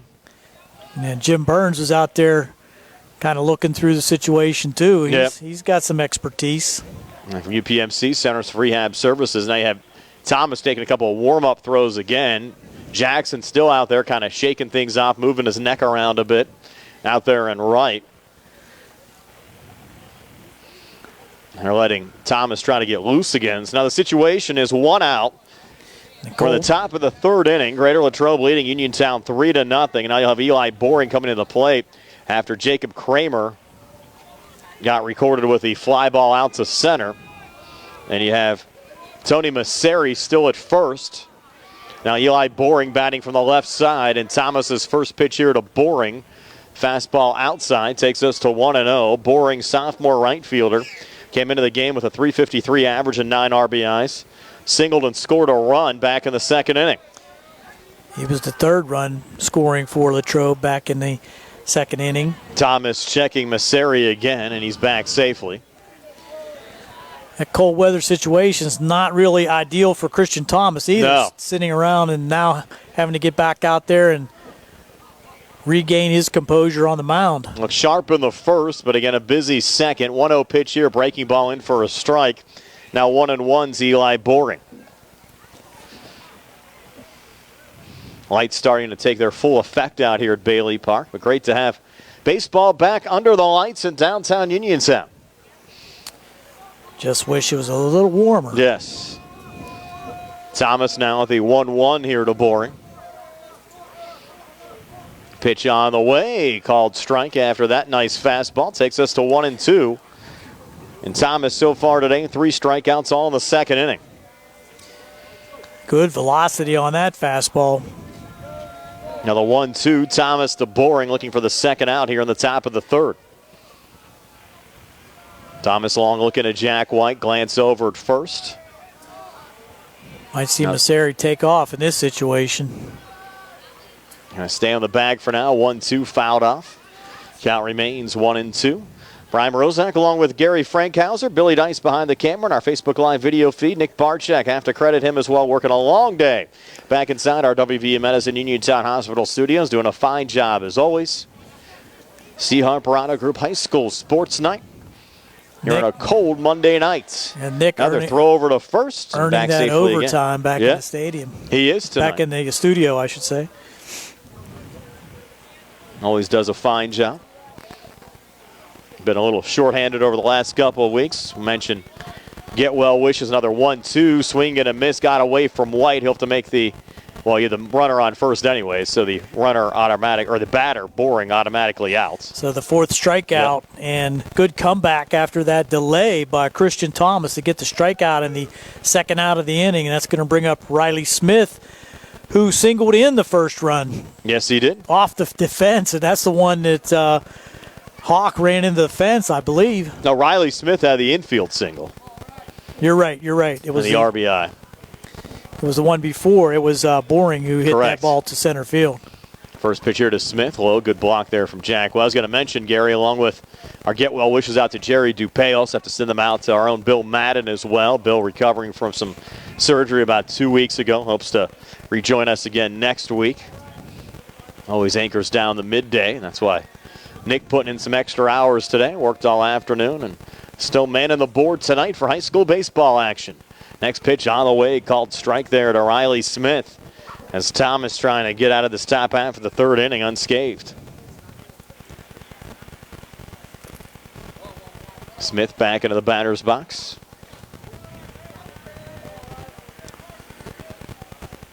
Thomas, another glance back at first. Sure Massari's back on the bag. Massari hasn't tested White yet. Let's see if he runs in this situation with 2 outs. Not right here, and another called strike. Now 2 strikes on Riley Smith, the junior third baseman. Came into the game with a 191 average and 3 RBIs, probably up over 200 after that single back in the second inning. Now you might see Massari running here. Whoa. Another check of the runner. Close play over at first, and back safely again is Massari. Very close play over at first that time. Good snap throw by Thomas and tagged by Musco. 2-strike pitch on the way. Smith chopper going right back to Thomas. Turns, makes the throw over to Tate Musco, covering the bag for the third out of the inning. So the Wildcats end up stranding Massari. No damage done. Still 3-0 Greater Latrobe over Laurel Highlands. Here on the C. Harper Auto Group High School Sports Night broadcast presented by Penn Residential, Central Marcom, and Amy's Quilt Room, along with Jackson Farms Dairy Store. The Silverado Roundup is going on now at C. Harper Chevy East in New Alexandria. We have extra inventory of 2022-23 Silverado 1500 crew cabs, and they're priced to move. All this month, you can save up to $10,000 on a new Silverado with special financing and employee pricing. Plus, stop in to C. Harper Chevy in Maple and enter to win a trip to Las Vegas. Hurry in to C. Harper Chevy East because a deal like this won't last long. The sale ends April 30th, 2023. Life sounds good with Henry and Stewart Audiology. JJ! What is it, Jared? Can I get a drum roll, please? Ladies and gentlemen, I give you the sounds of spring. As always, you have birds chirping and kids playing. But as a bonus, you will be able to hear my brother practicing drums. Okay. Well, maybe the sounds of spring are not equally pleasant, I would say. But at Henry Stewart Audiology, my dad will help you hear them all. 3 convenient locations to serve you: Uniontown, Carnegie, and Carmichael. Call 724-439-4380 today. Life sounds good with Henry and Stewart Audiology. It's Greater Latrobe 3, Uniontown nothing. Moving to the bottom of the third inning. Brian Rozak along with Gary Frankhauser and Billy Dice for the Red Raiders. Tanner Uphold, Cameron Jackson, and Mason Kuhn due up for Uniontown. Logan Brad is still on the hill for the Greater Latrobe Wildcats. And they're checking something down the left field line. A couple of the Laurel Highlands Mustangs here as well after their 5-3 loss against Ringgold earlier on today. So Tanner Uphold, his first at-bat of the game.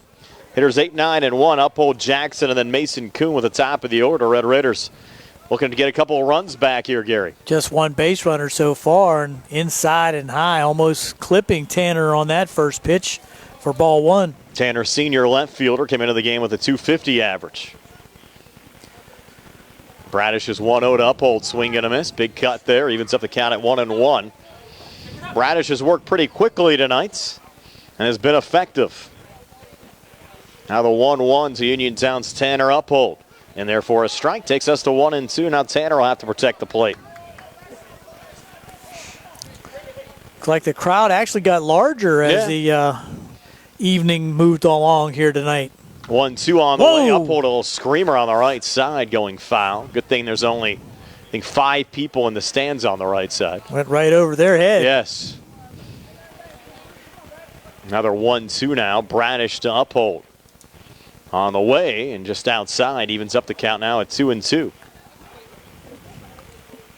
Got a lot of folks getting off of work, maybe work till 6, 7 o'clock tonight, had a late dinner, make their way over to the ballpark. 1-2 again on the way. Uphold fouls it off the netting. Count remains 1-2. The bleachers have filled up over here on the Uniontown Red Raiders side. Not a lot of folks making the trip down from Latrobe tonight on a very chilly Monday evening. And that pitch is off the plate as well. Uphold showing a good eye there for Uniontown.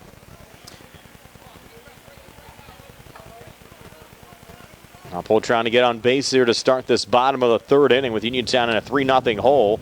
And fouls that one off on the near side. Wildcats might have a play on it, and they do. Good catch there from Louisiana Tucci, the catcher. So goes F2 for the first out of this bottom of the third.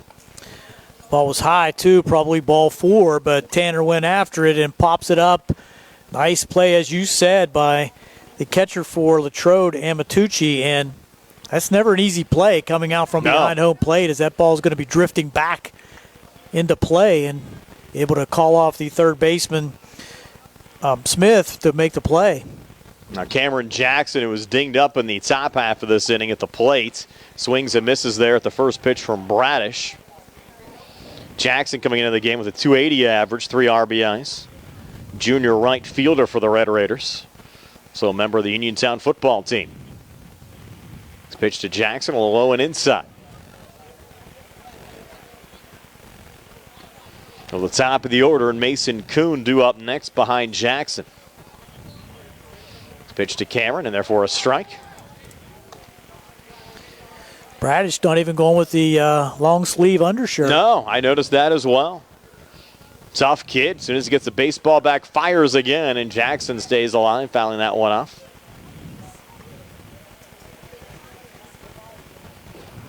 It's like our own Billy Dice. No jacket for Billy, just a WMBS hoodie over there. Trying to stay warm. Shaking. He's shaking. 1-2 now to Cameron Jackson, called strike 3. 4th strikeout of the game for Bradish. Now 2 away here in the bottom of the third. The 3 strikeouts all looking for Bradish, and Mason Kuhn was one of those in the first inning. Kuhn came in, .345 average and 9 RBIs. I'm sorry, there was 4 total strikeouts. Yeah, 3 correct. of them looking. And Musco not going there. Pitch was low, ball 1. Or check that, Kuhn looking there. You'll Musco due up next. Kuhn back in the batter's box. Bradish delivers, and a well-hit ball there for Mason Kuhn on a line, though, right to center field. Eric Batista there to make the catch, so it ends up going as a 1-2-3. Bottom half of the third inning, still 3-0 Greater Latrobe over Uniontown. Seahawk Auto Group High School Sports Night broadcast presented by Penn Residential, Essential Marcom, Jackson Farms Dairy Store, and Amy's Quilt Room. I'm Melinda Delarose. As an assistant district attorney, I've protected Fayette County families and fought to uphold our constitutional rights. As a prosecutor and trusted local attorney, I've provided victims of crime with a strong voice and put criminals behind bars. My pledge to you as judge is to follow the law, always maintain the highest ethical standards, and to run a courtroom that's respectful of your time and tax dollars. I'm Melinda Delarose, asking for your vote for judge. Paid for by friends of Melinda Delarose. On the go? No time to stop? That's when you'll love Peachin Pharmacy's curbside pickup at Peachin Market in downtown Connellsville. Next time you have a prescription to get, let Peachin Pharmacy make it easy for you. Call ahead at 724-626-9600 or send a message. Let friendly curbside pickup keep you right where you want to be, in the driver's seat. Peachin Pharmacy, your local pharmacy. Penn Residential is a human services agency providing around-the-clock services and supports for individuals with intellectual and developmental disabilities. Their residential homes are located in local communities to offer residents quality care while also encouraging autonomy. They're a fast-growing company offering rewarding employment opportunities to direct support professionals interested in making positive impacts in the lives of others. The SP position start at $16 an hour and will full benefit package after 90 days. For more information about current career opportunities, visit PennResidentialInc.com/careers. Moving to the top of the fourth here at Bailey Park. Here's Gary to bring you the action. Thanks, Brian. Latrobe holding on to that 3-0 lead, getting all their runs in the top of the second inning where they brought 9 men to the plate. And due up for Latrobe will be Mason Leonard, Dante Bassiano, and the stop at top of the order again with Eric Batista. 8, 9, and 1 due up here in the top of the fourth for the Wildcats. First pitch foul back for a strike, so out in front Christian Thomas. Leonard, one of 4 strikeout victims of Thomas so far in this game. Came into the game with a .250 average and 6 RBIs, DH tonight. Top of the fourth inning, I have Christian Thomas at approximately 54 pitches. That makes it 55 as fouls off to the right side for strike 2. That right side gets a lot of foul balls up there in the trees below Charles Street.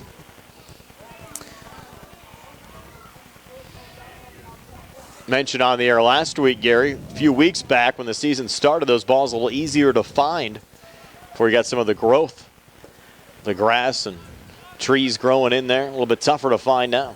0-2 pitch, just a little inside, so ball 1-2 to Mason Leonard, designated hitter for Latrobe here this evening. Struck out looking. There's a ball low and outside in the dirt for ball 2.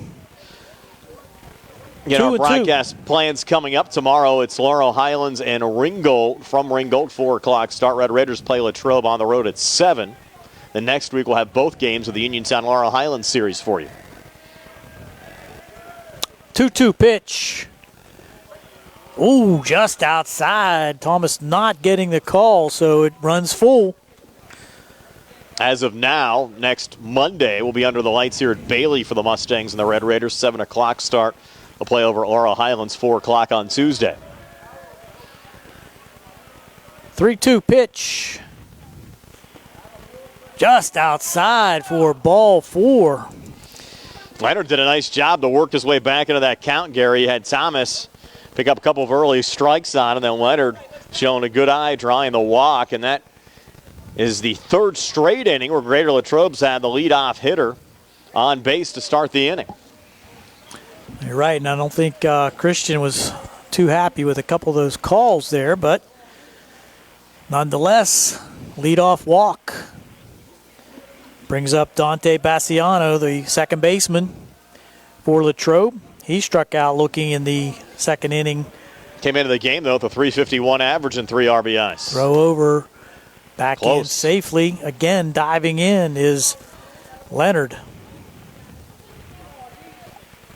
Long day for Mike Smith as well, assistant athletic director for Laurel Highlands on the bases here umpire. There's a bunt down the first base line, and Musco tags the runner for the out, but a successful sacrifice there by Dante Bassiano moves the runner Leonard to second into scoring position with 1 out. At the top of the order again, Batista, RBI walk last time up, his 22nd ribby of the season. Here you go again, Gary Batista, who leads Latrobe in runs driven in this season, comes to the plate with a runner in scoring position. Walked back in the second. That got him an RBI. It's rare to see your leadoff hitter leading the team and runs batted in, but that's certainly the case with Eric Batista. First pitch in for a strike at the letters. Breaking pitch. Nice pitch there by Thomas. And took a little bit off that one. Found the strike zone. think Barry Bonds did that a couple times. Lead off and lead the team in RBIs. Yep. Bonds plenty of speed in his playing days. Here's the 0-1 pitch. Deliberate. Thomas comes to the plate and almost hits Batista as he spun away from it. Looked like it was going to hit him. You think any of those guys, Gary, in that steroid era, will get into the Hall of Fame ever? I think they will eventually. It's hard to argue with the numbers. No, for sure. 1-1 pitch, foul back, off speed, breaking pitch there by Thomas. Good pitch. Had Batista out in front, so a ball and 2 strikes to Eric Batista with Leonard out there at second base and 1 out here in the top half of the 4th inning. And Bonds always seemed like one of those guys, you either loved him or you hated him. Not much of in between with him back in the day. I didn't have to have him over for dinner, so I like to watch him play. I was a big Doug Drabeck fan growing up. He was always my favorite Pirate. Cy Young winner back in 1990. Thomas to Batista. Here's the pitch. Ground ball to short and through for a base hit. Had to hold up there at second for a minute was Leonard. So he does not score, but that's through for a base hit and puts runners at the corners for Louis Amatucci. 3-0, just still 1 out here in the inning. Wildcats having success against Christian Thomas. Couple seeing eyeballs that just out of the reach of shortstop Grego for the Red Raiders. And Thomas has not lost a game that he's started yet this season. Had some no decisions along the way. That streak certainly in jeopardy here tonight. Big speed over on at first now and a huge lead by Batista. Throw over, he's back in, diving safely. And Amatucci flew out to left in the first, got on Villanueva in the second.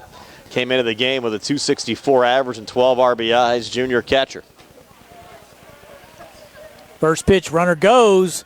That ball's in the dirt, no play. As behind the plate, Jack White had no opportunity to pick that up and make a throw, so easy steal there by Batista. I think if he ends up throwing down to second, you probably have Leonard going to the dish. Probably right, both with good speed. And that takes away the force out. Double play. The Red Raiders have to bring the infield in. There's a strike for a 1-1 count. Wildcats dugout. They love to talk it up down there. You can always hear that Greater Latrobe side. Actually, Kenny Musco mentioned that. They're a little chirpy bunch during our Sprouse Insurance Group pregame show. Well, that can cut 2 ways. Yes. 1-1 pitch. In the dirt again for a 2-1 count. Runners on second and third, 1 out here, top of the 4th inning. Latrobe on top, 3-0. And Kenny's done such a nice job getting this Red Raider program back to being a winner again with the infield in here for Uniontown. Down 3-0, runners on second and third. Latrobe threatening with only 1 out here in the top of the 4th. There's a pitch in the dirt again, so 3-1. Now, you do have first base open, but you have Logan Bradish due up next, who came into the game with a .353 average, even though he's 0 for 2 today. Yeah, out of the frying pan into the fire with that lineup. Strikeout would be the best friend for Christian Thomas right here.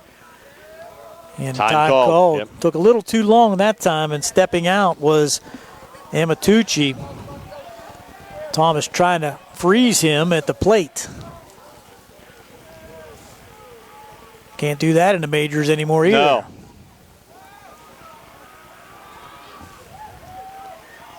Three-1 pitch. Strike 2 called. Breaking pitch. Goes to the curve. He started making his way down to first. With a 3-1 count, so now 3-2. Amatucci thought it was ball 4. And Thomas has struck out 4 already in this game for Uniontown, looking for number 5 right now. There's a pitch. Ground ball to second. And they're going to get the play at first as the runner on third did not break to the plate. So nice play with the Red Raiders up all the way around the infield. So Mason Kuhn with the nice play at second base, holding Leonard at third. I think if Leonard would have went to the plate, Kuhn was going there too. There's no doubt about it. I think you're right. He looked him Leonard back before making the throw over to Tate Musco at first. Good fundamental play there. Now Logan Bradish at the plate. Mentioned he might be due, Gary, 0 for 2. Red Raiders again trying to get out of this inning with no damage done. Strike 1 called. Good breaking pitch again from Thomas. Second and third, 2 men out. Latrobe on top, 3-0, top of the 4th inning. Bradish trying to help himself here. Pitching a shutout game for Latrobe so far. Here's the 0-1 and a ground ball to first. Musco will be up with that easily, unassisted to first base, and that'll end the inning with no damage. We'll go to the bottom of the 4th inning. Latrobe on top, 3-0 here on the C. Harper Sports Night here on WMBS and the Trib Live Sports Network, brought to you by Penn Rehabilitation. Penn Residential. I'm sorry, Gio, I can't read it. That's all right. It's Penn Residential, Essential Marcom, 80s Quilt Room, and Jackson Farms Dairy Store. Got it. Thanks, Brian. We'll be back. The Silverado Roundup is going on now at C. Harper Chevy East in New Alexandria. We have extra inventory of 2022-23 Silverados 1500 crew cabs, and they're priced to move. All this month, you can save up to $10,000 on a new Silverado with special financing and employee pricing. Plus, stop in to C. Harper Chevy East in April and enter to win a trip to Las Vegas. Hurry in to C. Harper Chevy East because a deal like this won't last long. The sale ends April 30th, 2023. Casey's Sports Cafe, owned and operated by the Vernon family and located at 243 South Mount Vernon Avenue in Uniontown, is announcing they will have new evening hours. New hours are Monday through Friday, 7 a.m. to 8 p.m., and Saturday and Sunday, 7 a.m. to 2 p.m. Come in to Casey's Sports Cafe and check out their new menu items and entrees. Casey's can also cater your next event. Whether it's breakfast, lunch, or dinner, Casey's is the place to eat. Phone 724-550-4126 for Casey's Sports Cafe. Amy's Quilt Room is a full-service quilt room located in Uniontown, offering retail goods and an ample sewing classroom, welcoming sewers of all skill levels, from beginners to advanced. If you're enthusiastic about sewing, you may even want to consider joining the Quilty Pleasures Quilt Club at Amy's Quilt Room. You'll stitch fabric in friendship with every project. For more information, visit amysquiltroom.com or stop in to see them at 20 West Penn Street, Uniontown. Amy's Quilt Room, a fresh and modern twist to a timeless tradition. Back we come with the bottom of the 4th inning. The Red Raiders trying to get something going here on the bottom of the 4th inning, trailing 3-0 to Latrobe. Good inning on the top of the 4th for the Red Raiders to get out of that jam and not extend the Latrobe lead at all. But Bradish on the mound pitching a shutout here so far with just 1 hit by the Uniontown Red Raiders. I used some of those quotes tonight, Gary, from Amy's Quilt Room. They had Quiltapalooza this past weekend. Tony's wife participated. It looked like a great time down at the Hilton Garden Inn, and they always have a lot of fun down there at Amy's Quilt Room. First pitch in the dirt for ball 1 to the leadoff hitter, Tate Musco, here in the bottom of the 4th. Always got to love a good quilt. Yes. Hitters 2, 3, and 4 for Uniontown this half inning. Musco, Austin Grego, and Wyatt Nails. 1-0 pitch from Bradish. That's hit him in the leg, I think. It did, and Musco's going to go to first with the hit by pitch. Leadoff runner on for the Uniontown Red Raiders here in the bottom half of the 4th inning. Looking to get something going, and that's going to bring up Austin Grego. So you need a little life here for Uniontown. Grego, fly ball out to right field. And long fly ball to right. Eli Boring last time up. Just the second time through the order for the Red Raiders, but Grego came in with a .410 average. Homer and 13 RBIs, playing shortstop today for Kenny Musco's squad. As you had a little meeting here at the mound between Louis Amatucci and Logan Bradish.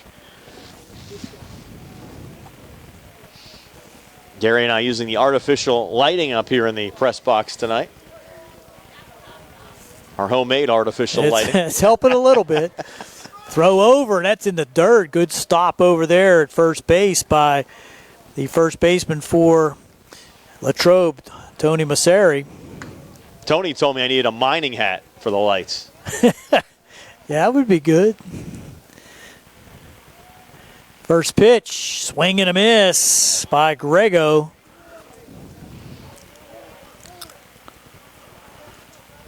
Good speed on it first, it must go, but I think the Red Raiders need to try to get a rally going here rather than going station to station.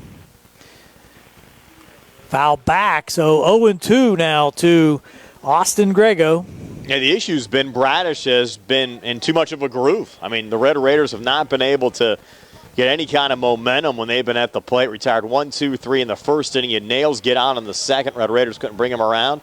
Then another 1, 2, 3 inning in the third. He's a little life here with Musco on and Grego at the plate. 0-2 pitch, looks at it for strike three. That won't help. 3-pitch strikeout to Austin Grego. And that's going to bring up Wyatt Nels. And surprised Grego wasn't a little more aggressive at the plate. Came in with a 4.10 average. Kid really swings the bat well. Surprised to see him taking there. Now Wyatt Nails, who did single last time up, also batting over 400 at the plates. Diving back in safely again at first was Musco at the throw over. And Musco has good speed for Uniontown. One out in the inning. Nels with a sole hit for the Red Raiders, looks at strike one.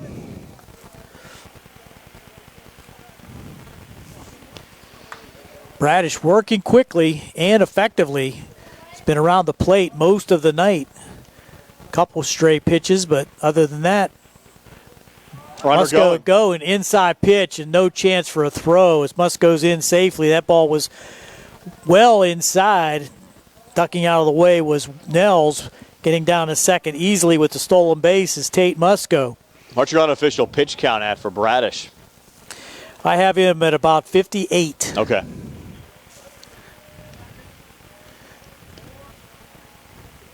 That's inside and high. Losing a little bit of control right now. And you'll have Amatucci come out and talk to Bradish here again. Just trying to settle him down a little bit. And you've had some long innings here today as well. Cold temperatures getting a little colder as the night goes on. And Bradish, as we said, Gary, a little bit surprised in the short sleeves here tonight. Does have an undershirt on. It appears that he just has the sleeves rolled up on it. Does not get over his elbow. No. Musco with the lead out at second.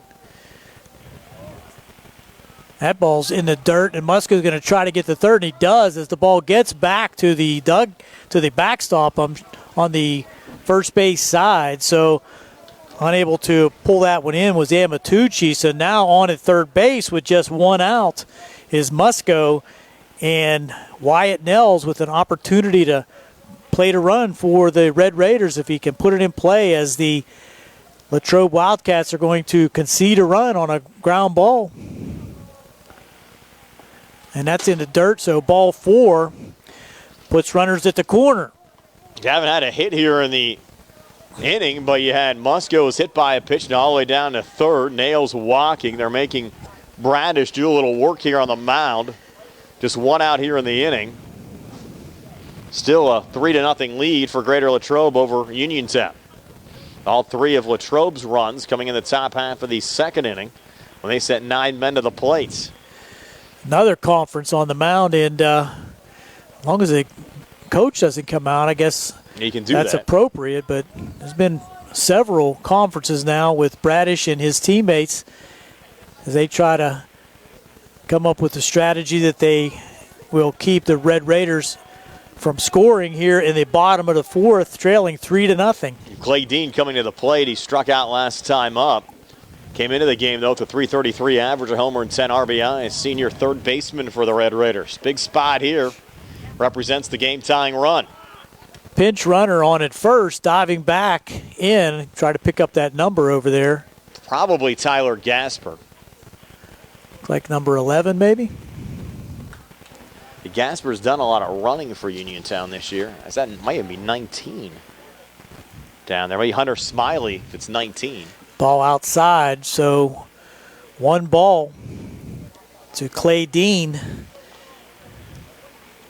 Another good bat for the Red Raiders this season. Trying to put one in play here.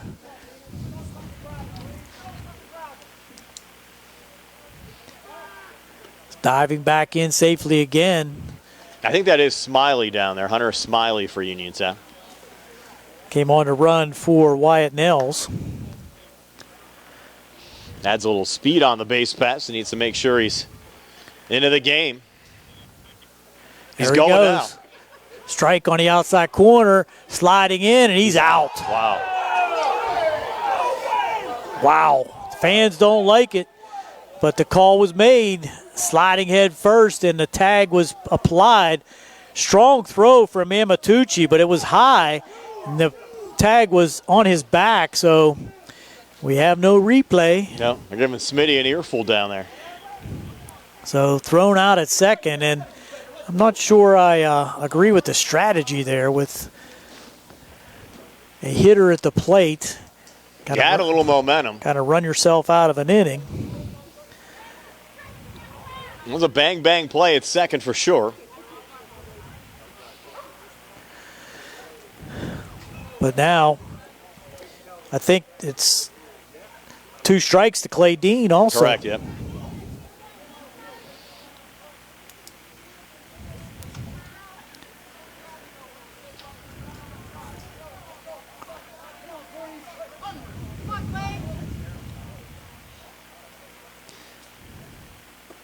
Outside and low, so Clay Dean with a ball.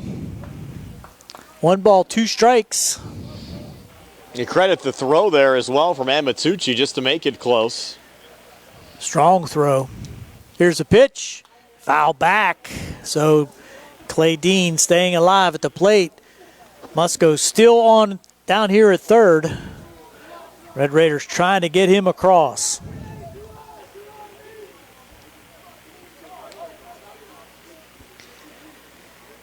From the stretch again, Bradish will deliver. There's a high fly ball to deep center field. Way back, unable to make the catch in left center field.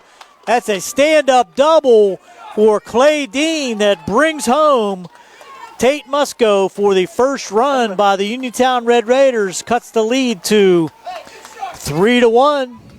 If you didn't have that caught stealing, Gary, it would have been 2 across. You're exactly right, and that's my point. At least the Red Raiders getting 1 back. Then we just lost our radio audience. So big RBI double there by Clay Dean.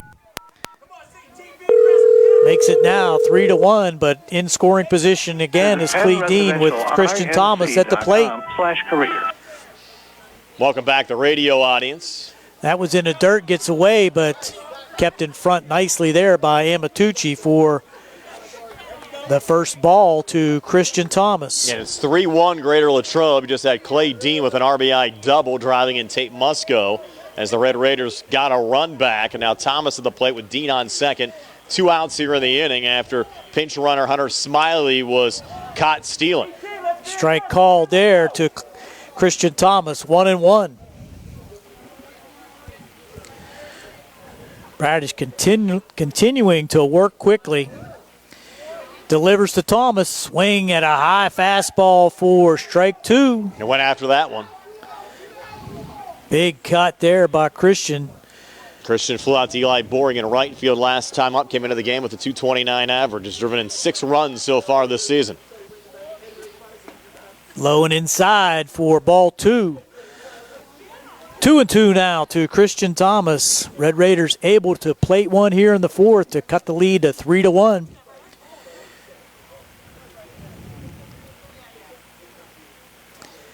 Uniontown faithful rooting on their team, and that's high and outside for ball 3, so a full count now to Christian Thomas.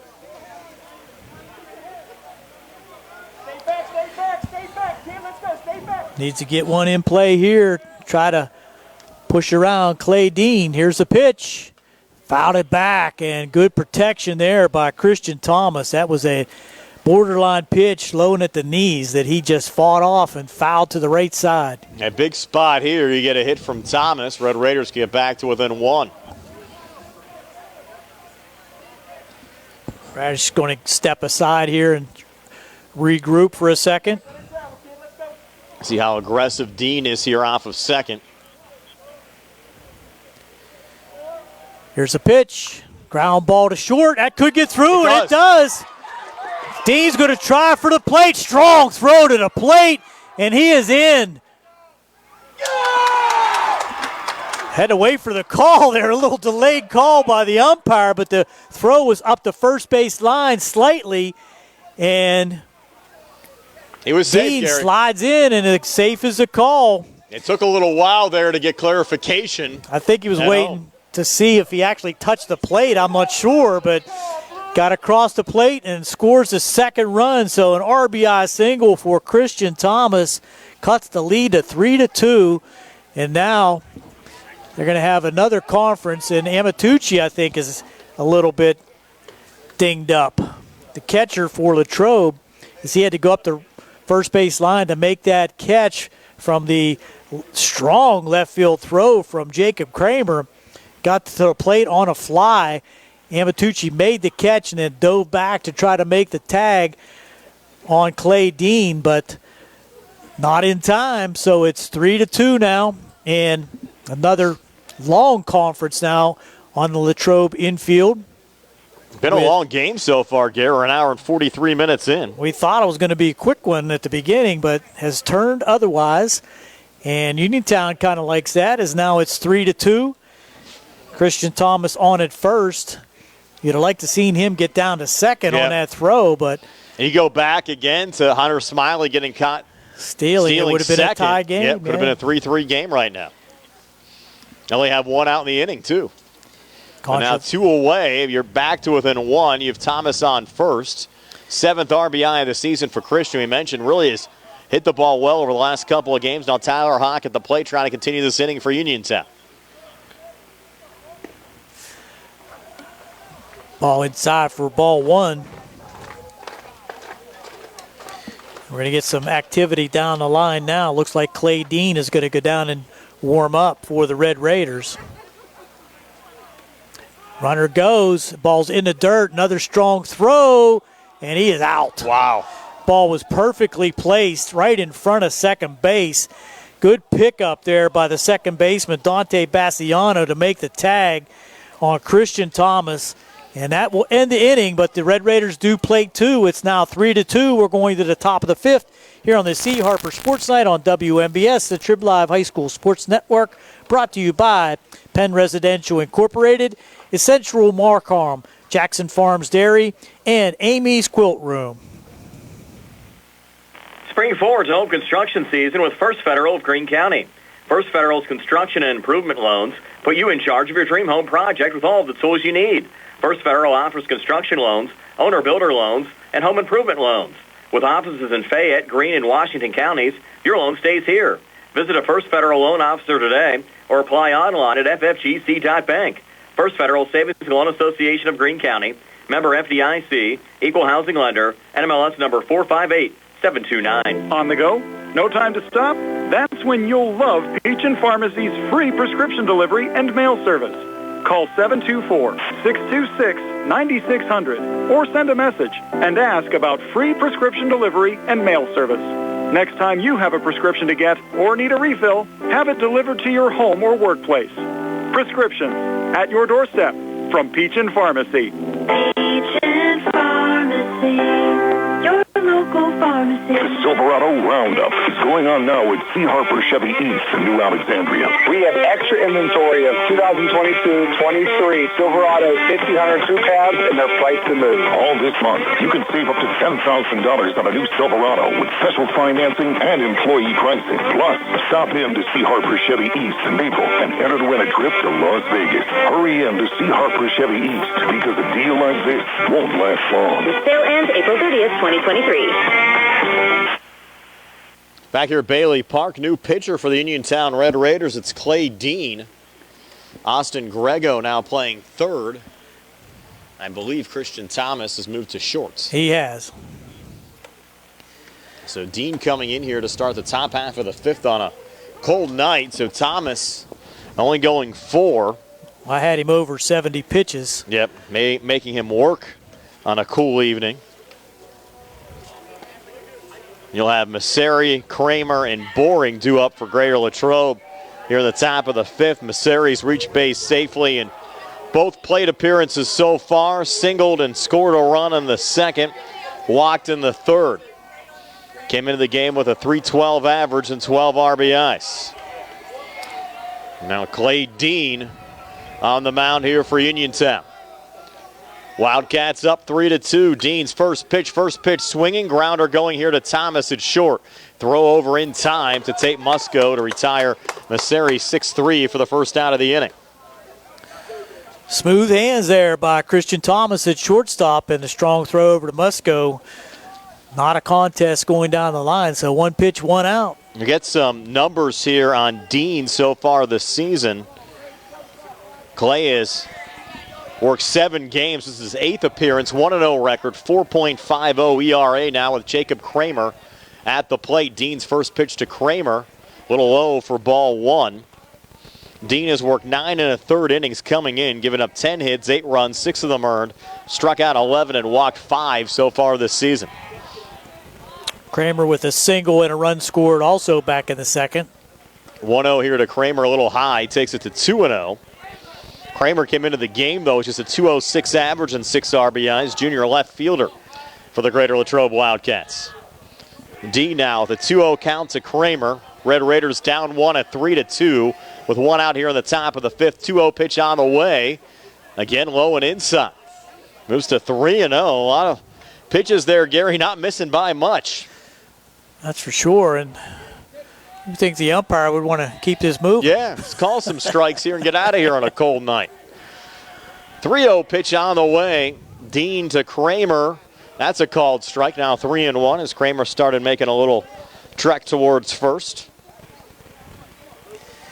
On these cold nights sometimes, just want to throw strikes out there.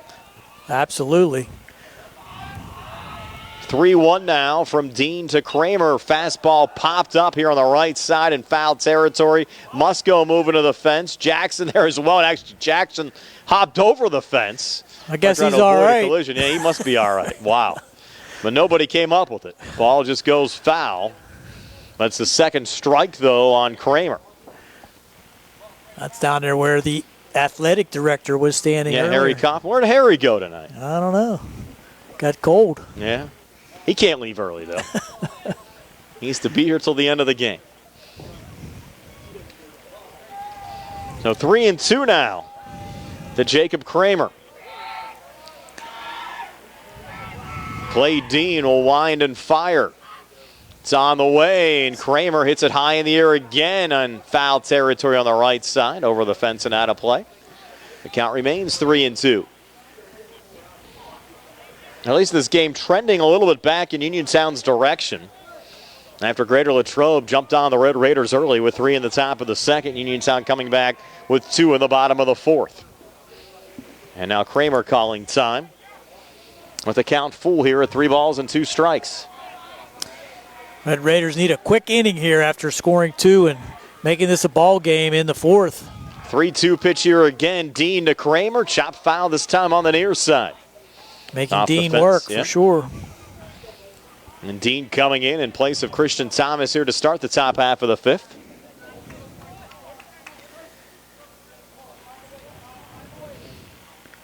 This game nearing, Gary. It's an hour and 51 minutes old. It's past my bedtime. Yep. Quick turnaround for all of us tomorrow. Another 3-2 pitch on the way, and this ball chopped to third. Got past Grego. They called it a fair ball. It'll just be a single as retrieving the ball in foul territory. There was Thomas, but it hopped past Grego's glove. How you scoring that one, Gary? I'm going to give it a hit. That was a hard shot down the line to the right side of Grego. It would have been a very difficult short hop play, so I'm going to score that a base hit. So Kramer gets on. And one out here in the inning. And now Dean, just a token check of Kramer. Eli Boring at the plate. He's 1 for 2 today. Singled and scored a run in the second. Struck out in the third. Sophomore right fielder came into the game with a .353 average and 9 RBIs. Bats from the left side against the righty Dean, who won a chase in there. Count 0-1. That was a low fastball. Now the home plate umpire cleaning off the plate. Again, if it wasn't for Hunter Smiley, who came in as a pinch runner getting caught stealing in the bottom half of the fourth, we could be tied at 3. Red Raider fans and coaching staff not agreeing with the call, but throw over to first again. And Kramer back safely.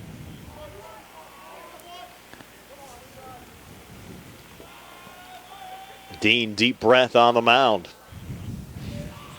Another glance over his shoulder. And make another throw over to first. Close play, but back safely once again is Jacob Kramer.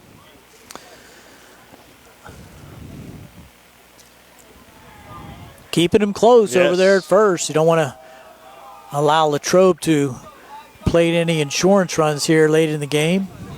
Another throw over to first. Close again, but back safely. It's 3 straight throws over to first from Dean. It's an 0-1 count here on Eli Boring. Might be getting cold in the batter's box.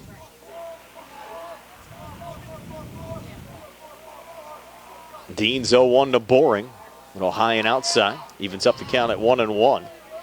Game tightening up has really amped up the adrenaline, so I wouldn't believe any of the players are really feeling the effects of the weather. No. Trying to move around a little bit here in the press box as well to keep warm.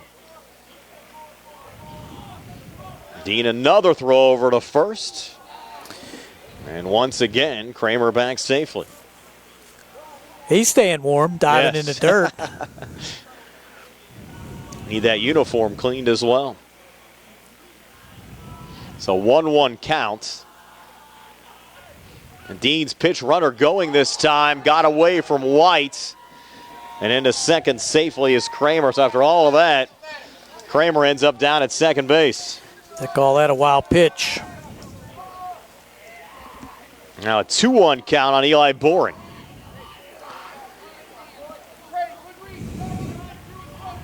And Dean kind of anticipated that Kramer was going to run. Scouting report has him with a good speed. Yep. 2-1 pitch now on the way. That one hit him. Got a piece of Boring and clipped him. So Boring hit by a pitch. He has first, and that little momentum that Uniontown had is now gone as you have Latrobe with 2 on and 1 out, up 3-2. Top half of the 5th inning. Still an opportunity for a ground ball double play if Clay Dean could get Riley Smith to hit into that situation. Smith also singled back in the first inning and grounded back to the pitcher in the third to end that inning. And Dean, another glance back at second. First pitch here to Riley Smith, called strike. 0-1, but got away from Jack White. Runners will advance. Called strike and got away from him. Kramer down to third, Boring into second. So now second and third, that eliminates the force outs and the double play. The Red Raiders are going to have to bring the infield in again. Down a run.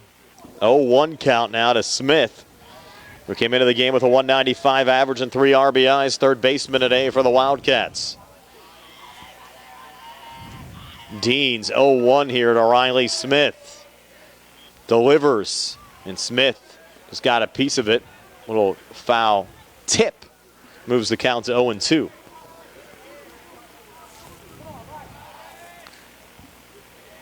So Dean looking for the strikeout in this situation, no doubt. 2-strike pitch now to Riley Smith with runners on second and third, and the Wildcats up 3-2 over the Red Raiders. 0-2 on the way, breaking ball called strike 3, and that's huge for Uniontown. Great pitch. Came with the breaking pitch, little off speed, and just froze the batter Smith at the plate. No chance to even take a cut at it. First strikeout of the game for Riley Smith, for Clay Dean. Also the first time Smith has struck out as well. He's now 1 for 3 today, and now Mason Leonard at the plate. Leonard 0 for 1 with a walk. 2 outs now in the inning. First pitch here to Leonard. Missed inside for ball 1. Leonard came into the game, 250 average. 6 runs batted in. DH today for the Wildcats. Now Dean's 1-0 pitch here to Mason Leonard.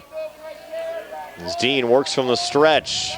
Runners on second and third. 1-0 on the way. This one chopped right back to Dean and makes the throw over to Tate Musco to retire Leonard. 1-3 to end the inning. So the Wildcats strand 2. No damage done. Still 3-2. Greater Latrobe over Uniontown as we move to the bottom of the 5th here on the CR Parada Group High School Sports Night broadcast presented by Penn Residential, Central Marcom, and Amy's Quilt Room.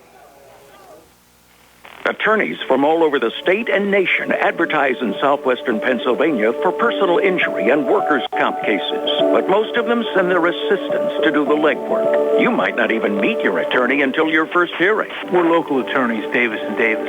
We meet directly with our clients, including free consultation. There are no fees until you receive money on your case. If you've been injured, call Davis & Davis, representing you and your neighbors yesterday, today, and tomorrow. Phone 724-437-2799. UPMC Centers for Rehab Services on Wayland Smith Drive offers cutting-edge physical therapy. Jim Burns and his staff are residents of the community, treating sports injuries, neurological conditions, back pain, sprains and strains, joint replacements, hand injuries, and other conditions. They treat you efficiently and safely by taking all necessary precautions while disinfecting the clinic regularly. All insurance accepted. Experienced therapists. Convenient location and hours. Part of the community. Call the office with a prescription from your doctor or schedule by direct access 724-437-7500. Spring forward to home construction season with First Federal of Greene County. First Federal's construction and improvement loans put you in charge of your dream home project with all of the tools you need. First Federal offers construction loans, owner-builder loans, and home improvement loans. With offices in Fayette, Greene, and Washington counties, your loan stays here. Visit a First Federal loan officer today or apply online at ffgc.bank. First Federal Savings and Loan Association of Greene County, member FDIC, equal housing lender, NMLS number 458729. Hitters 7, 8, and 9 for Uniontown here in the bottom of the 5th. Tyler Hawk, Tanner Uphold, and Cameron Jackson. Red Raiders down a run at 3-2 to the Greater Latrobe Wildcats. Logan Brad is still on the mound for Greater Latrobe as Tyler Hawk fouls back the first pitch. It's 0-1.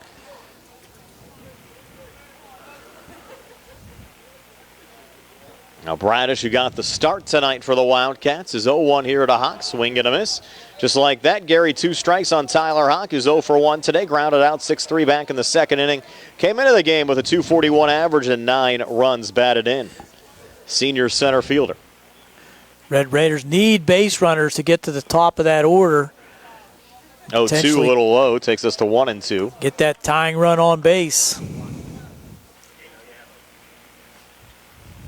Now the 1-2 on the way. Called strike 3. Wow. And down goes Tyler Hawk. That's right down the middle. Can't look at those with 2 strikes. 6 strikeouts now for Bradish. 1 away here in the bottom half of the 5th with Tanner Uphold coming to the plate. Uphold popped up to the catcher Louis Amatucci first time up. Came into the game with a 250 average and a run driven in. Senior left fielder for Uniontown. Member of the cross-country team and the Uniontown basketball team as well. First pitch to Uphold, low for ball 1. Bradish still good speed on that fastball.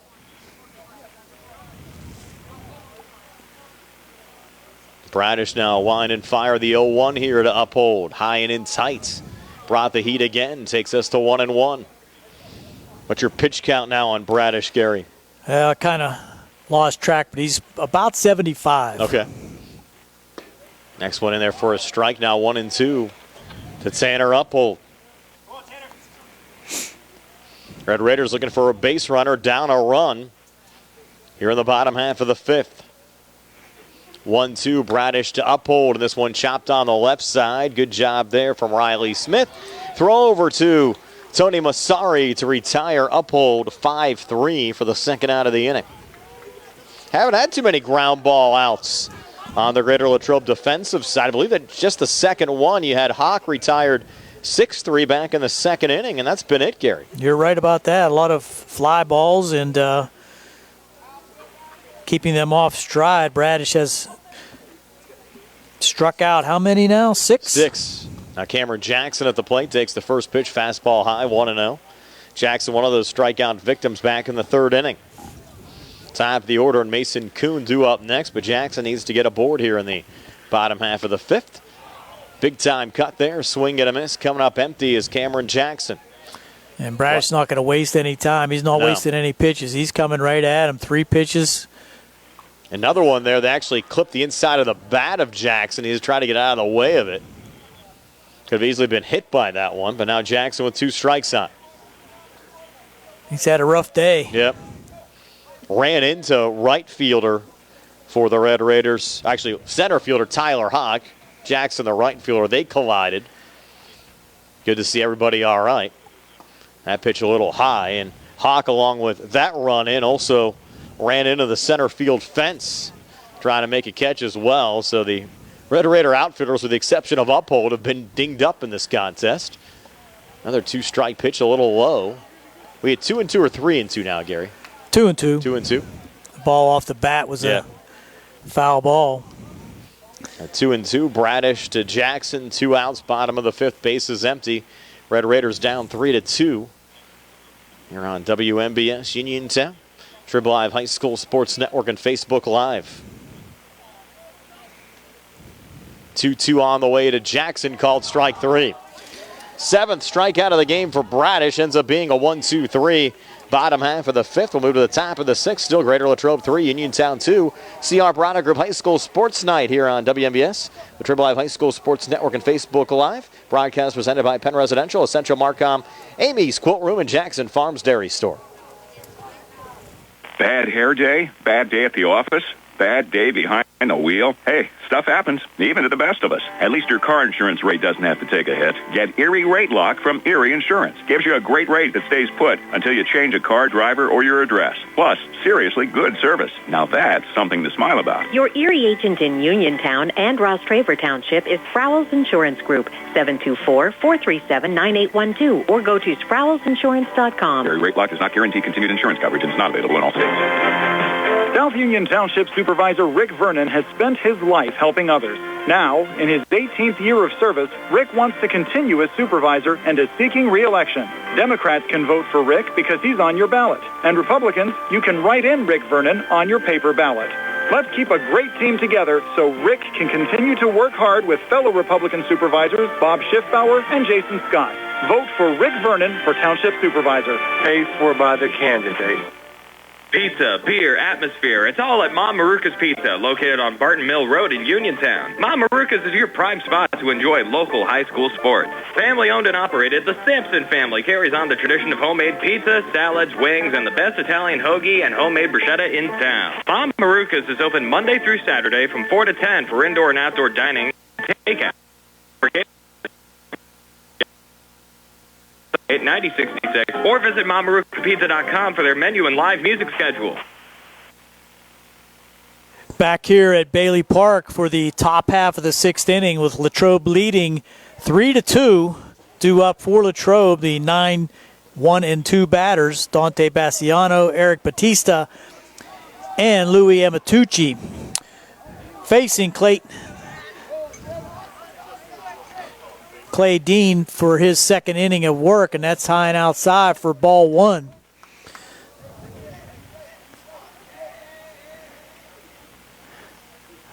Ball back to the backstop, so retrieving it there for the Red Raiders, Jack White, doing yeoman's work there behind home plate.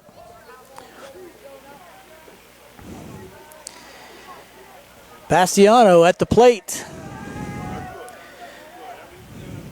Ground ball up the middle, played nicely there by Christian Thomas as he goes over and grabs it right in front of second base, and strong throw over to first for the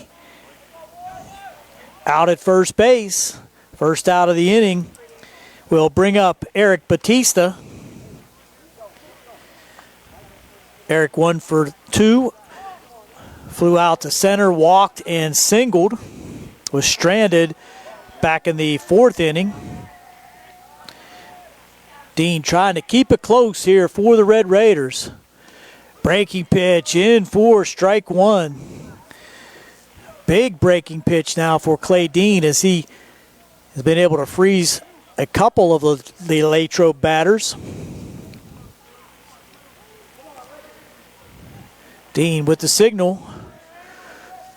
Brings the 0-2 pitch to Batista. Ground ball again, back to the pitcher. Dean backhands it, and strong throw to first for the 2nd out of the inning. So 2 quick outs to start the top of the 6th.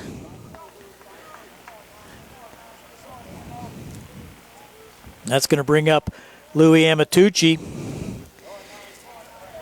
0 for 3. Flew out the left on an error and grounded to second. There's a bunt down the third base line. That's going to go foul. Grabbed there, foul by Austin Grego. Make sure that doesn't kick back into fair territory. So that will go down as a strike, 0-1.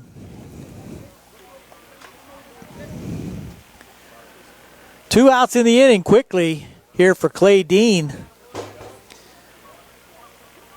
Efficient inning so far. Amatucci squares again and takes strike 2.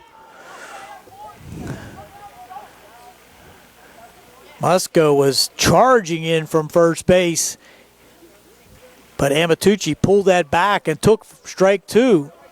Some work down the line for the Latrobe Wildcats bullpen as Dean deals the 0-2, and there's a little roll to the third.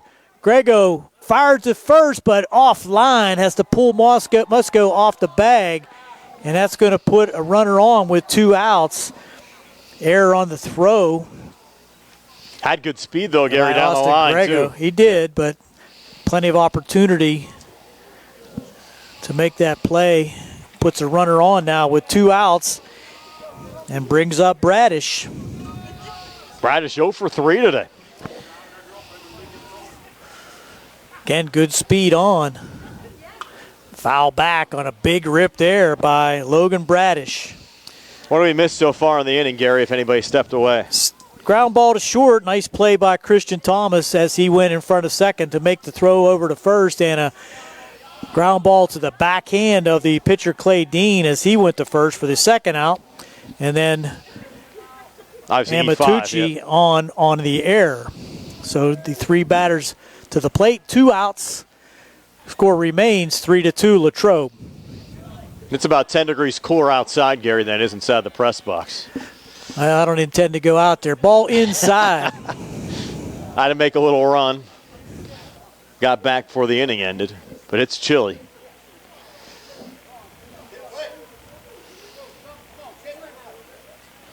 See if Dean can get out of this top half of the 6th. Throw over and almost a pickoff there. Good play by Musco to grab that out of the sky to prevent an advancement.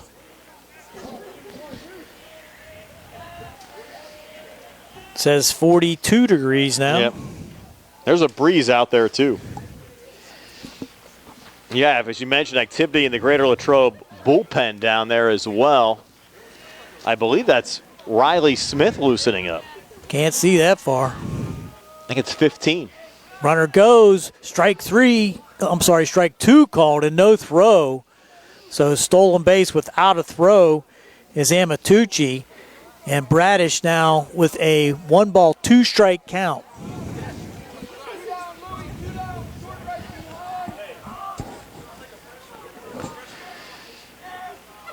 Clay Dean trying to strand the Latrobe runner out there at second base. Here's the pitch.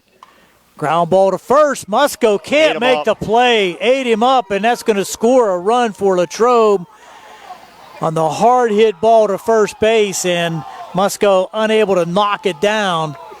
I don't know if you can give Musco an error there, though, Gary. That ball was so well hit. That's your call, but I'm going to give him a single, RBI single. It was a difficult play, no doubt about it, and give Clay Dean some comps there because he had him way behind, and Bradish just kind of fought it off at the last second, pushed it down the right side, right to the first baseman, and coming around to score the fourth run was Amatucci. That's a tough one to give up, too, because he had a little momentum, back to within one, retired the first two quickly here in the top of the sixth, and give up one there. That hurts.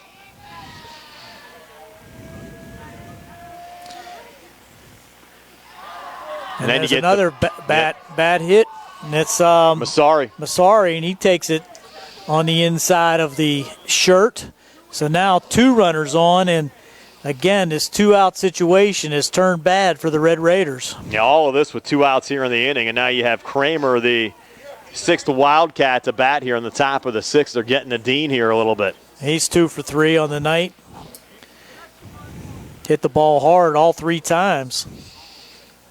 Now Joe LaPresta coming out to talk with Clay Dean, Red Raiders pitching coach. Reminder, we have more high school baseball on the air tomorrow on the WMBS Facebook page. Laurel Highlands Mustangs on the road taking on Ringgold as the Mustangs are trying to bounce back after a tough loss today to the Rams. Laurel Highlands' Devin Kravosky took a no-hitter into the 7th inning. Rams scored 5 runs in the top half of the 7th to defeat Laurel Highlands 5-3. Mustangs will try to bounce back. The next week we'll have the Uniontown Laurel Highlands series for you. Under the lights at Bailey, both on the radio and on Facebook, Monday night next week at 7 o'clock. Then Tuesday at 4 for the Red Raiders and the Mustangs again, part 2. Red Raiders need to put a plug in this right now, not allow any more runs here in the 6th inning. Now trailing 4-2. And at the plate, Jacob Kramer. Big cut by Kramer. Fouls it back to the screen for strike 1. And Kramer, as you said, busy afternoon. Actually 2 for 3 today. Stole a base, scored a run.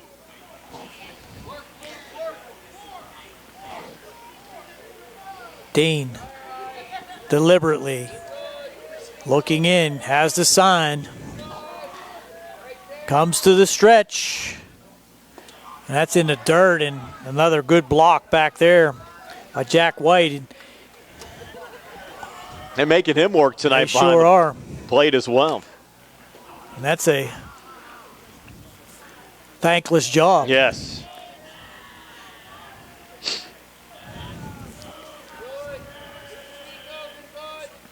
From the stretch again. It's the pitch. Foul back. 1 ball, 2 strikes now to Jacob Kramer. Mustang outfield playing straight away and deep at short and second and third with force plays all the way around here for the Red Raiders to try to get out of this inning with just 1 run in. 1-2 pitch, strike 3 called.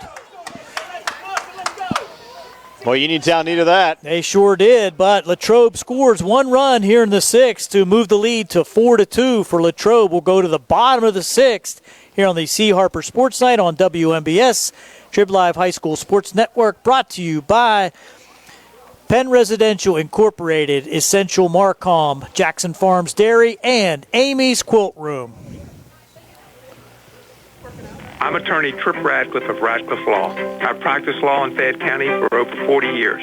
The success of our firm is the result of our clients trusting us to make the best decisions on their behalf when they're injured in an accident. We tell our clients, you get yourself better, we will deal with the rest.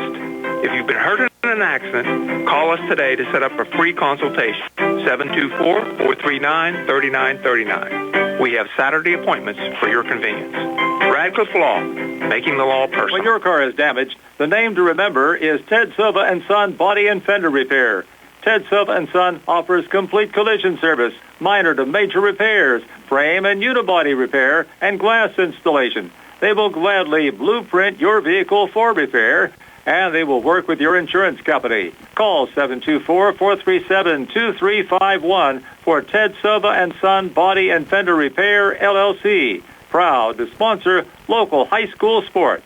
For farm fresh dairy products, stop in Jackson Farms Dairy Store, Route 40 at Briar Hill. Enjoy delicious hot jelly items available Monday through Friday. Eat in or take out. Jackson Farms Store.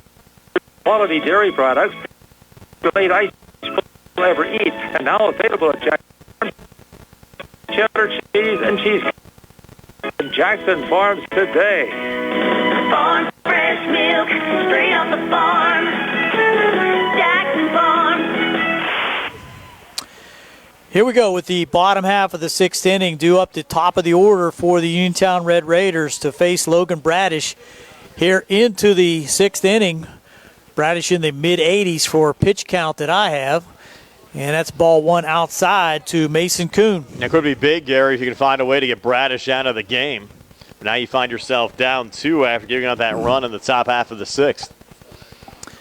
There's a pop-up to the right side that could be playable, and just over the fence on the right field side. Coming over there to take a look at that one was the right fielder, Eli Boring, who had a little mishap over there earlier in the game when his foot slid under the fence. Had more contact in this one than some football games we've seen this year. More a little rough one. Centers for Rehab injury timeouts. Don't get a lot of those usually in high school baseball games. There's a check swing strike. And that's 0-2. Definitely went around on that. Mason Kuhn at the plate trying to get things started. He's 0 for 2 so far here this evening for the Red Raiders. Bradish, ground ball to short, and that's going to be a tough play. Oh, strong throw, and he is out at first base. Wow. Good play on both ends of that one by the shortstop, Connor Bassiano, and over to first base, Tony Masseri. Masseri had to come up high, but kept his foot on the base to record that out, 6-3.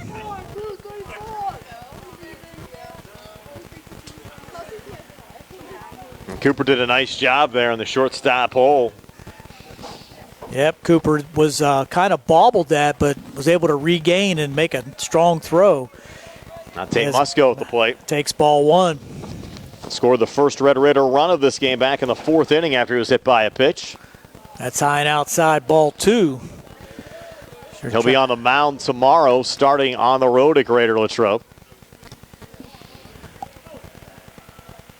0-2 pitch. Big cut there by Musco, trying to go to the downs with that one.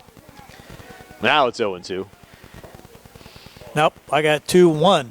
2-1. Okay, you said 0-2 pitch. I'm sorry. Yeah. 2 balls, 1 2-1. strike. Yeah, 2-1 now. My tongue's getting cold. That's all right. We're all getting chilly up here. I feel bad for Bill. He needs to bring his jacket. Yeah, well. As Tony would say, he's too hard-headed. Foul back, 2-2. Needs some more WMBS gear, right? Right, Billy? We gave him like 3 shirts. He only wore 1, though. It's his choice. And now next year's acquisition, winter coats for us. 2-2 now. 1 out here in the 6th. Latrobe still on top, 4-2. Musco at the plate. Here's a pitch. Swing and a miss for strike 3. Just a hard fastball that time. And Tate unable to catch up with that one for the second out of the inning. That's going to bring up Austin Grego. 0 for 2, flew out to right and struck out so far here this evening with 2 outs here in the 6th. I've had a rough time the last couple of days to get my core temperature back. I played golf yesterday morning. It was chilly. Was cutting grass in the afternoon, and I was cold all night last night. Strike on the outside corner to Grego. I don't feel sorry for you going golfing. Yeah, I know. That was my own choice. Played at 7 o'clock in the morning yesterday. There's a shot to right field again. That could be trouble, and it does fall for a base hit. Little looper down the right field line that falls in no man's land out there. Unable to come in and make that catch was Boring, going out from first base. Massari and second baseman Bassiano, none of them could catch up with that little looper to right. And so the doctor order, though, for Uniontown to get Grego on, and the hot bat of Wyatt Nails coming to the plate. Safe in both plate appearances so far tonight. Single back in the second inning. Walked in the fourth. Big spot for him here. Represents the game-tying run with the Red Raiders down 4-2. Having a little talk now with Uniontown head coach Kenny Musco. And we're also going to have A little meeting here at the mound on the Greater Latrobe side as well. Whole infield coming in. So, got to be getting close to at least 90 pitches for Bradish here in the 6th inning. And as you said, Nell's coming to the plate. Going to take a mammoth shot to get one out of here tonight with this cold weather. He's hit 2 home runs so far this season. Has plenty of pop in his bat. We've seen some balls, though, Gary, hit out towards the fences out there, even in the deepest parts of center field. So Nails could certainly do it if he can get a hold of the right one. With Bradish wearing down a little bit, we'll see how this one plays out. Now Bradish will stay in the game. If Nails can get on here, though, you might see the Wildcats make a move. Again, Nails represents the game-tying run. You've Clay Dean, who also had an RBI double last time up in the on-deck circle. Good speed on at first, and Grego, that's inside for ball 1. I think this is the spot, though, for Uniontown to try to get into this game. You look at the way the order's set up. Thomas on as well last time up with an RBI single. I think these are the guys that are going to get you back into the game. But you have 2 outs here in the inning, so let's see what happens. Ball 2 low and inside. So Nell's working him a little bit, and it might have been a strategy to pitch around wide a little bit. It's not a bad thing, though, Gary. You got Dean and Thomas 2 up behind him that have hot bats, too. You're right. There's a ground ball between. Got through. Third and short for the base hit. So the hot bat continues for Wyatt Nels, and now 2 on with 2 outs. And that's going to bring up Clay Dean, who hit the long double to left center field. It brought in a run back in the 4th inning. This is going to be it. You're going to have a pitching change here on the Wildcat side. So with that pitching change, we'll step aside here on the C. Harper Sports Night. WMBS brought to you by Penn Residential Inc., Essential Marcom, Jackson Farms Dairy, and Amy's Quilt Room. Did you know that you have a choice for your physical therapy provider? NovaCare Rehabilitation offers same-day appointments, and oftentimes you don't need a prescription from your doctor to see us.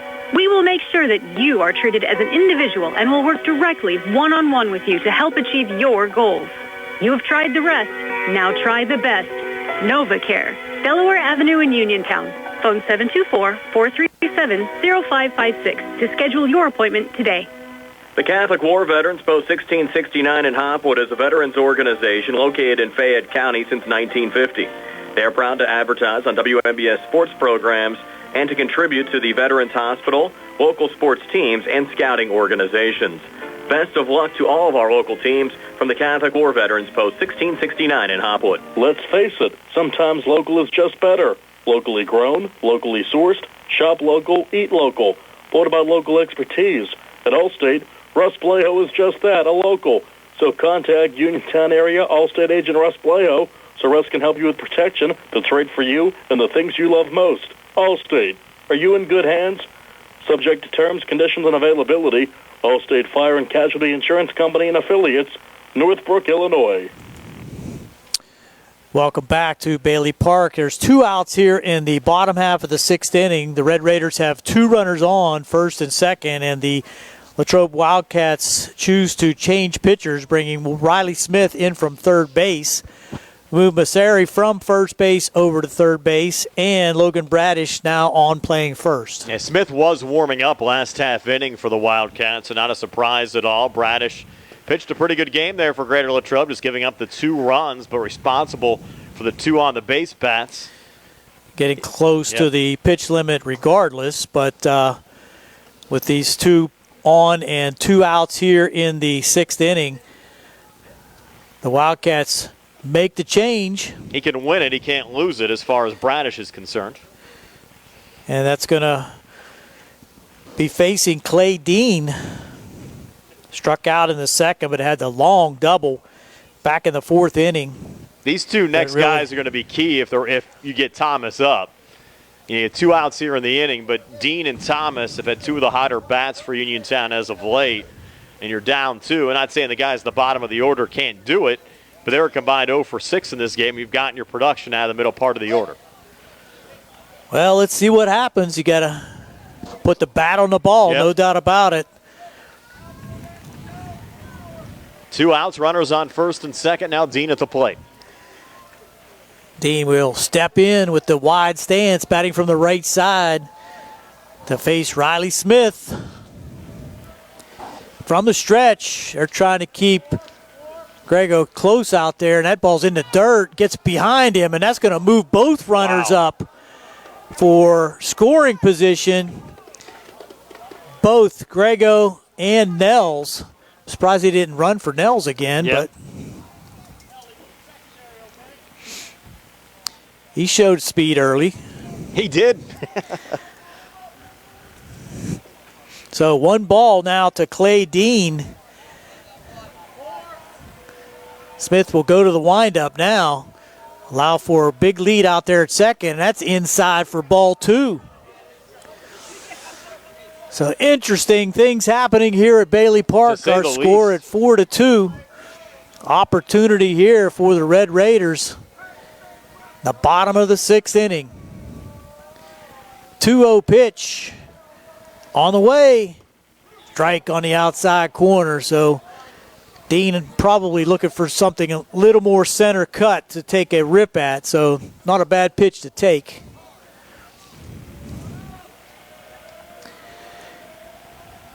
Two-one pitch. That's low and outside. 3-1. Good job there from Amatucci just to keep that one in front of him. For sure. Runners getting pretty good leads with Smith going to the windup. Again, if you walk him here, Christian Thomas due up next. Smith steps back.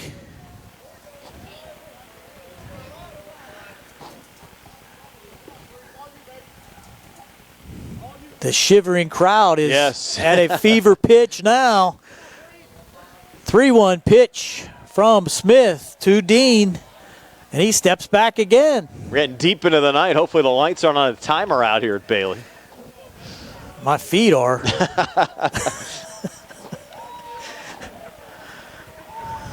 Here's the 3-1. Hit him. Drilled him. Wow. I'm not sure that's a good thing or not. Now you have bases loaded. You would like to see Dean get a chance to hit, but Christian Thomas had an RBI single his last time up. So now with the bases loaded, 2 men out, relief pitcher on, had a little trouble finding the strike zone with his first batter and Clay Dean. Tyler Gasper's going to run here for Dean. There you go. Some speed on at first base, and Thomas has the opportunity to be a little selective here, at least with the first couple pitches.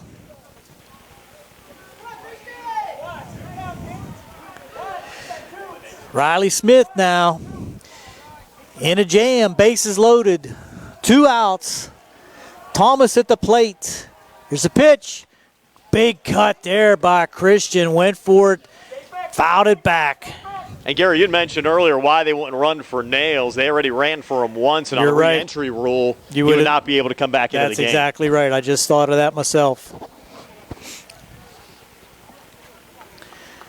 Although this late in the game, he may not get the chance to come to the plate again anyway. 6-1, half dozen the other. You never know, though. But as hot as he is, it's tough to take him out of the game. 0-1 pitch. Foul back again. Came with the off-speed breaking pitch, and now 0-2 the count to Christian Thomas.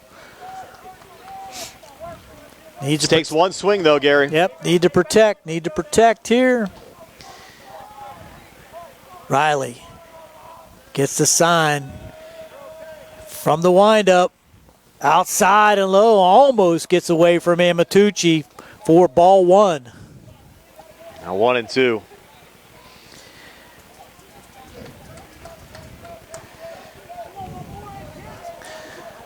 Christian now digging in at home plate. Smith with the pitch. Outside and high. Didn't miss by a whole lot. Latrobe dugout wanted a called strike. And Smith thought he had it. 2-2. From our vantage point, it did look high and outside, but we're up a little high off of third base. 2-2. Smith with the pitch. Foul back again, so Thomas stays alive. Stay alive. The old song goes.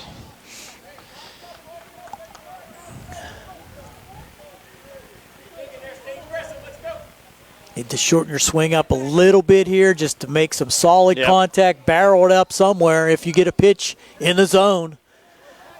Don't want to go fishing, though. Here's a pitch. That's low and outside. Wow. Full count. We're going to wind him up. Could walk home a run here.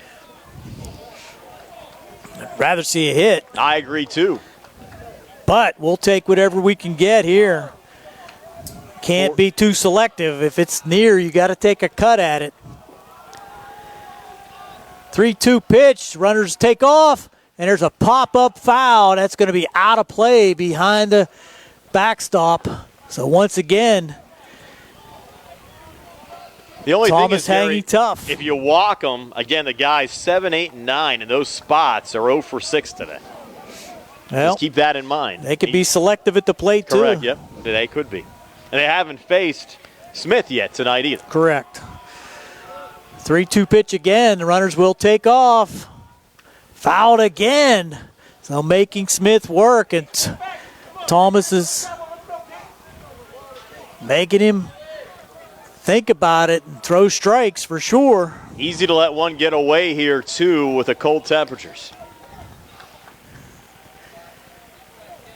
Let's see what happens here again. We're going to replay the 3-2 count for the third time, and Smith will step back. How many perfect pitches can you throw in a row? Smith will wind and deal.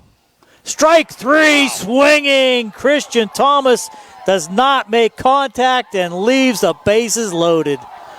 Wow. So no runs in. The Raiders still trail 4-2 as we go to the 7th here on the C. Harper Sports Night on WMBS and the Trib Live Horse Sports Network, brought to you by Penn Residential Inc., Essential Marcom, Jackson Farms Dairy, and Amy's Quilt Room.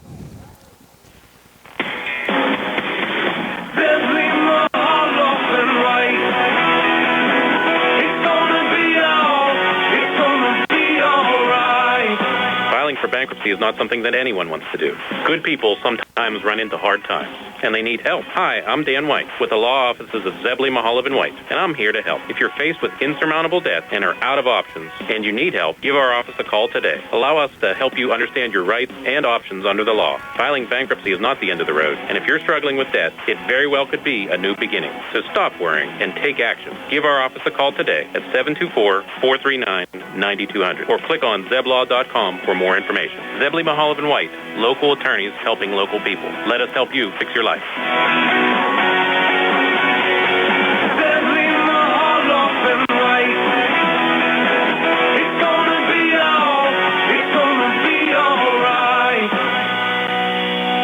Just as your local State Farm agent combines good neighbor service with surprisingly great rates, you can combine your home and auto. And guess what you'll get? That's right, good neighbor service with surprisingly great rates. In fact, State Farm agent Lauren Yeoman is your go-to agent in Uniontown for the service you deserve at the price you want. So try to combine home and auto today. State Farm agent Lauren Yeoman will help you mix and match things perfectly. Call 724-592-6308 for your surprisingly great rates.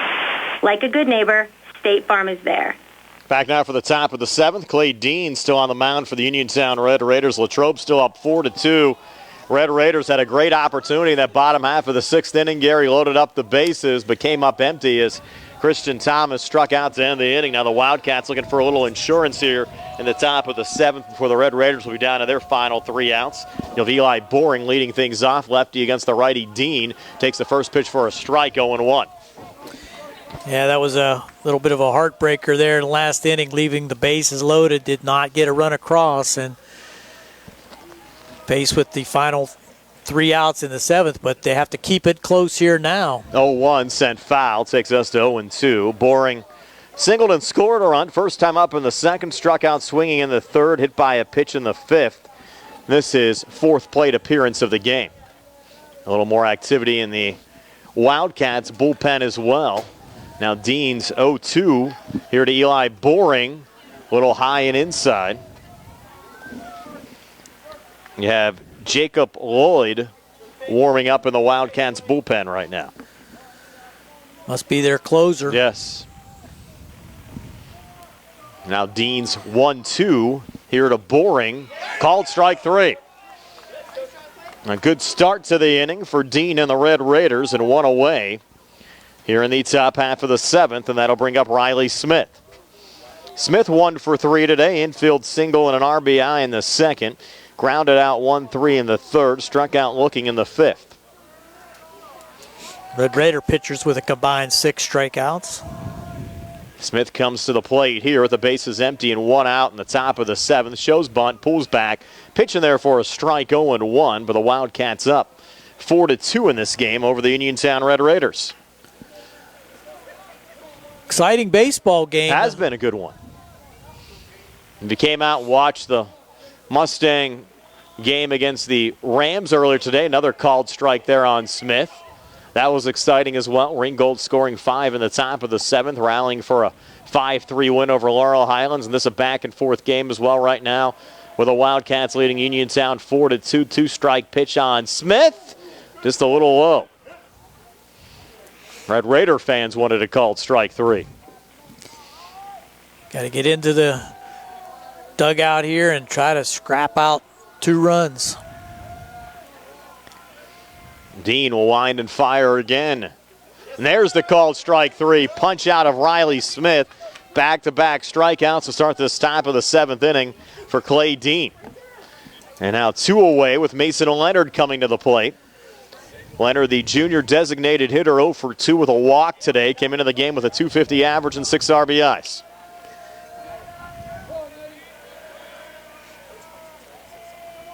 Dean will wind and fire the first pitch here to Leonard.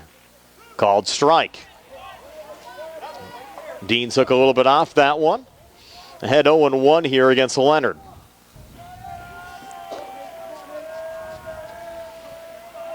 Now Dean's 0-1 pitch. Called strike 2. Dean, opportunity now to strike out the side here in the top half of the 7th. Again for Uniontown in the bottom half of the inning, hitters 7, 8, and 9. Hawk, Uphold, and Jackson. Might see some pinch hitters in that situation. Yep. 0-2 on the way. Wow. Just missed. Red Raiders are on their way to the dugout. Tough one to take for sure.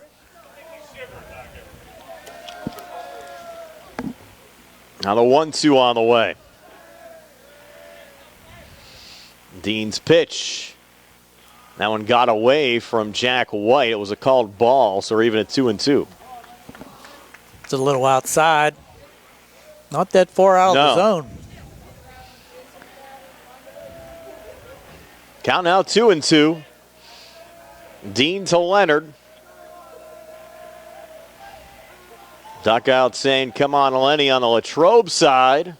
And a 2-2 inside, now 3-2. Throw a strike here for Clay Dean.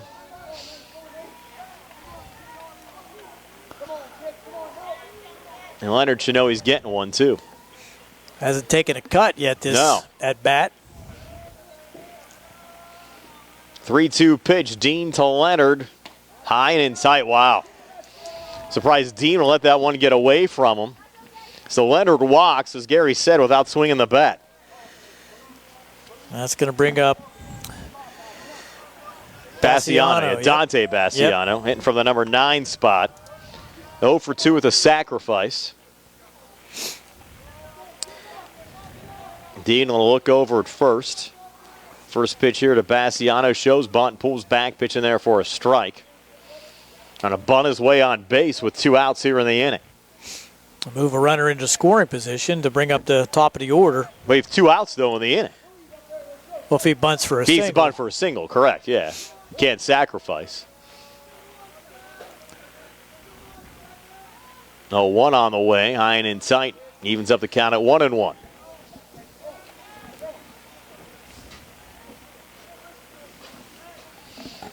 Gary said top of the order, and Batista up next if they get to him.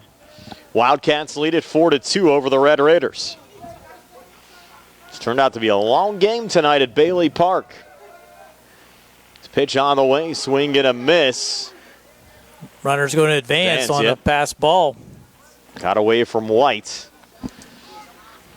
So Leonard goes down to second.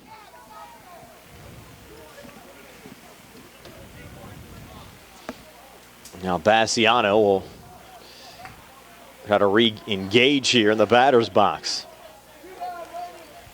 Dean trying to get out of the inning with no damage being done, but the Red Raiders will still find themselves down at least 2 as they approach their final 3 outs in the bottom half of the 7th inning. Well hit ball here through on the left side. That could score a run. Leonard rounding third, relay coming in, not in time. It's 5-2 now. Wildcats over the Red Raiders. RBI single Dante Bassiano, and again, Gary, all this with 2 outs here in the inning. And even after the first 2 batters looked like they could not even hit anything that Clay Dean was throwing in there, but had 2 strikes on Leonard, ended up walking him. That whole Leonard at bat was key because he got on first base without swinging the bat. Never took a cut. Now you have Batista in the top of the order coming to the plate. Runner on first, 2 outs here in the inning. Dean's first pitch to Batista, he hit him. And that run, that 5th run's a huge insurance run for Latrobe. Especially tonight with the conditions as they are, it's going to be real difficult for the Red Raiders to play 3 in the bottom of the 7th. And you have your hitters 7, 8, and 9 coming to the plate. Make matters even worse. Latrobe already coming through the order for the 5th time. Louis Amatucci at the plate. They lead it 5-2. Top of the 7th.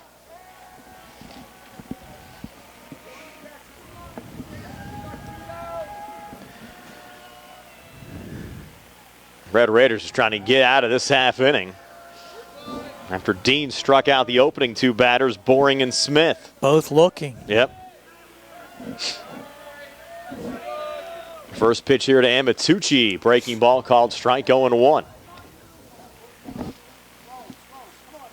We're 2 hours and 44 minutes in from the scheduled start time tonight. Amazing. Top of the 7th inning. Next pitch on the way. Chop foul here on the near side. On 2 strikes on Amatucci. Ball's down the left field line, still in play. Somebody's got to retrieve that. Yes, they do.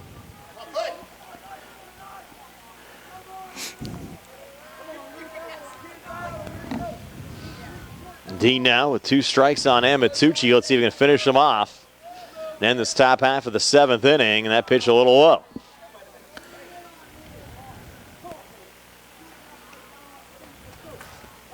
Nick Barczyk telling us in our WVU Medicine Uniontown Hospital studios he's making a call for high school baseball to get a pitch clock. I said that first game. Dean now stepping off. You'd hope now these guys would learn from the guys in the majors. I mean, there's still too much of this posturing going on both sides here tonight. The engagement rule, yes. too. Pitch on the way, went around, got away from White, need to make the throw, does so down to first in time to Musco. To end the inning, goes as a strikeout. Wildcats get another run, and they lead it 5-2. Red Raiders down to their final 3 outs, and we come back here on the CR Product Group High School Sports Night broadcast presented by Penn Residential, Central Marcom, Amy's Quilt Room, and Jackson Farms Dairy Store. Go to Ford of Uniontown and trade me in. John Clinton with Dominic Carbone from President Award-winning Ford of Uniontown. So, Dom, did you hear the one about April showers bringing May flowers? Well, here at Ford of Uniontown, April showers are bringing big April savings. And, John, how about $4,000 off on select F-Series and up to $2,500 off on select Explorers, both with interest rates as low as 0%. Save up to $4,000 on Expeditions, Broncos, Bronco Sports. Yep, we have them on the ground and more on the way. We have fresh new inventory and trades arriving daily. We are still taking factory orders, or you can pre-select an incoming unit. Let's talk pre-owned. We have cars, trucks, and SUVs. Most are certified with factory warranty and competitive rates. You have a vehicle you just don't need? Well, we'll buy your vehicle even if you don't buy one from us. So stop, click, or call, and let us make your next purchase easy like Sunday morning. That's Ford of Uniontown, on the hill across from Applebee's, or FordofUniontown.com. Must finance with Ford Motor Credit. Not all customers will qualify. Penn Residential is a human services agency providing around-the-clock services and supports for individuals with intellectual and developmental disabilities. Their residential homes are located in local communities to offer residents quality care while also encouraging autonomy. They're a fast-growing company offering rewarding employment opportunities to direct support professionals interested in making positive impacts in the lives of others. DSP positions start at $16 an hour and will receive a full benefit package after 90 days. For more information about current career opportunities, visit PennResidentialInc.com/careers. Back here at Bailey Park, last chance for the Red Raiders here tonight. They're down 5-2. And they'll have Tyler Hawk, Tanner Uphold, and Cameron Jackson coming to the plate. Riley Smith still on the mound. He came on in relief of Logan Bradish in the 6th. And Smith will try to close out the game. And again, the Red Raider hitters due up here in this bottom of the 7th inning. Combined 0 for 6 so far today. They'll try to change that. And we'll see if we get any pinch hitters in this situation. It will be Tyler Hawk to lead things off. Hawk rounded out 6-3 back in the 2nd inning. Struck out looking in the 5th.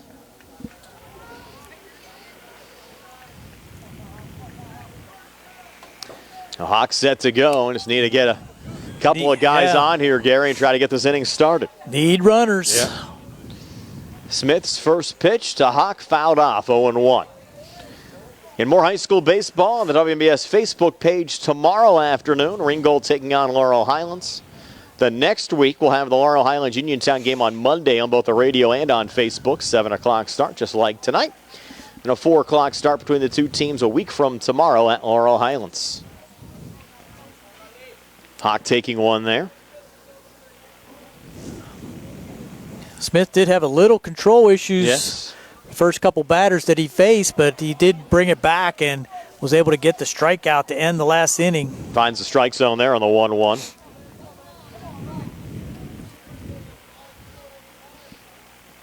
Now Smith's trying to finish off Tyler Hawk. 1-2 on the way, and Hawk sends it on the ground and through on the left side. So a little life here for the Red Raiders in the bottom of the 7th inning. So you have an opportunity now, Gary, to work your top of the order back into this game. Absolutely, with the tying run in the on-deck circle. Have a pinch hitter, it looks like, here. Number Graydon 9. Plume. It's number 4. Billy's telling me. Yes, it is Plume. Yes, it is. So Graydon Plume, we saw on the mound actually against Brownsville on Friday. Getting an at-bat here in the bottom of the 7th against Greater Latrobe tonight. Big guy takes the first pitch low and inside for ball 1. Plume on the season without a plate appearance in a varsity game. Wow. So a big spot for him here, Gary. Count 1-0.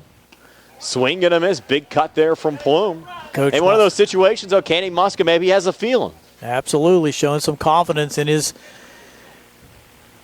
batter at the plate. Yeah. Might have had some good action in JV games. Couple good practices. Never know what the situation is. We're going to give Plume a shot here. Now he calls time. Smith being very deliberate. Nothing like Bradish was. Count 1-1. The Plume back in the batter's box.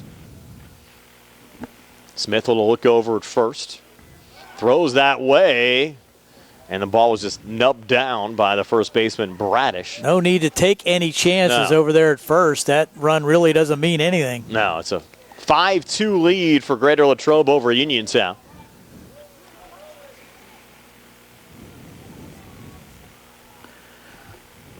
Now Smith's 1-1 here to Plume, fouled off. Now the count at 1-2. Did you check that temperature down in South Carolina where Tony is? Yes, you said it was in the 70s. And Tony's watching, so hello to Tony.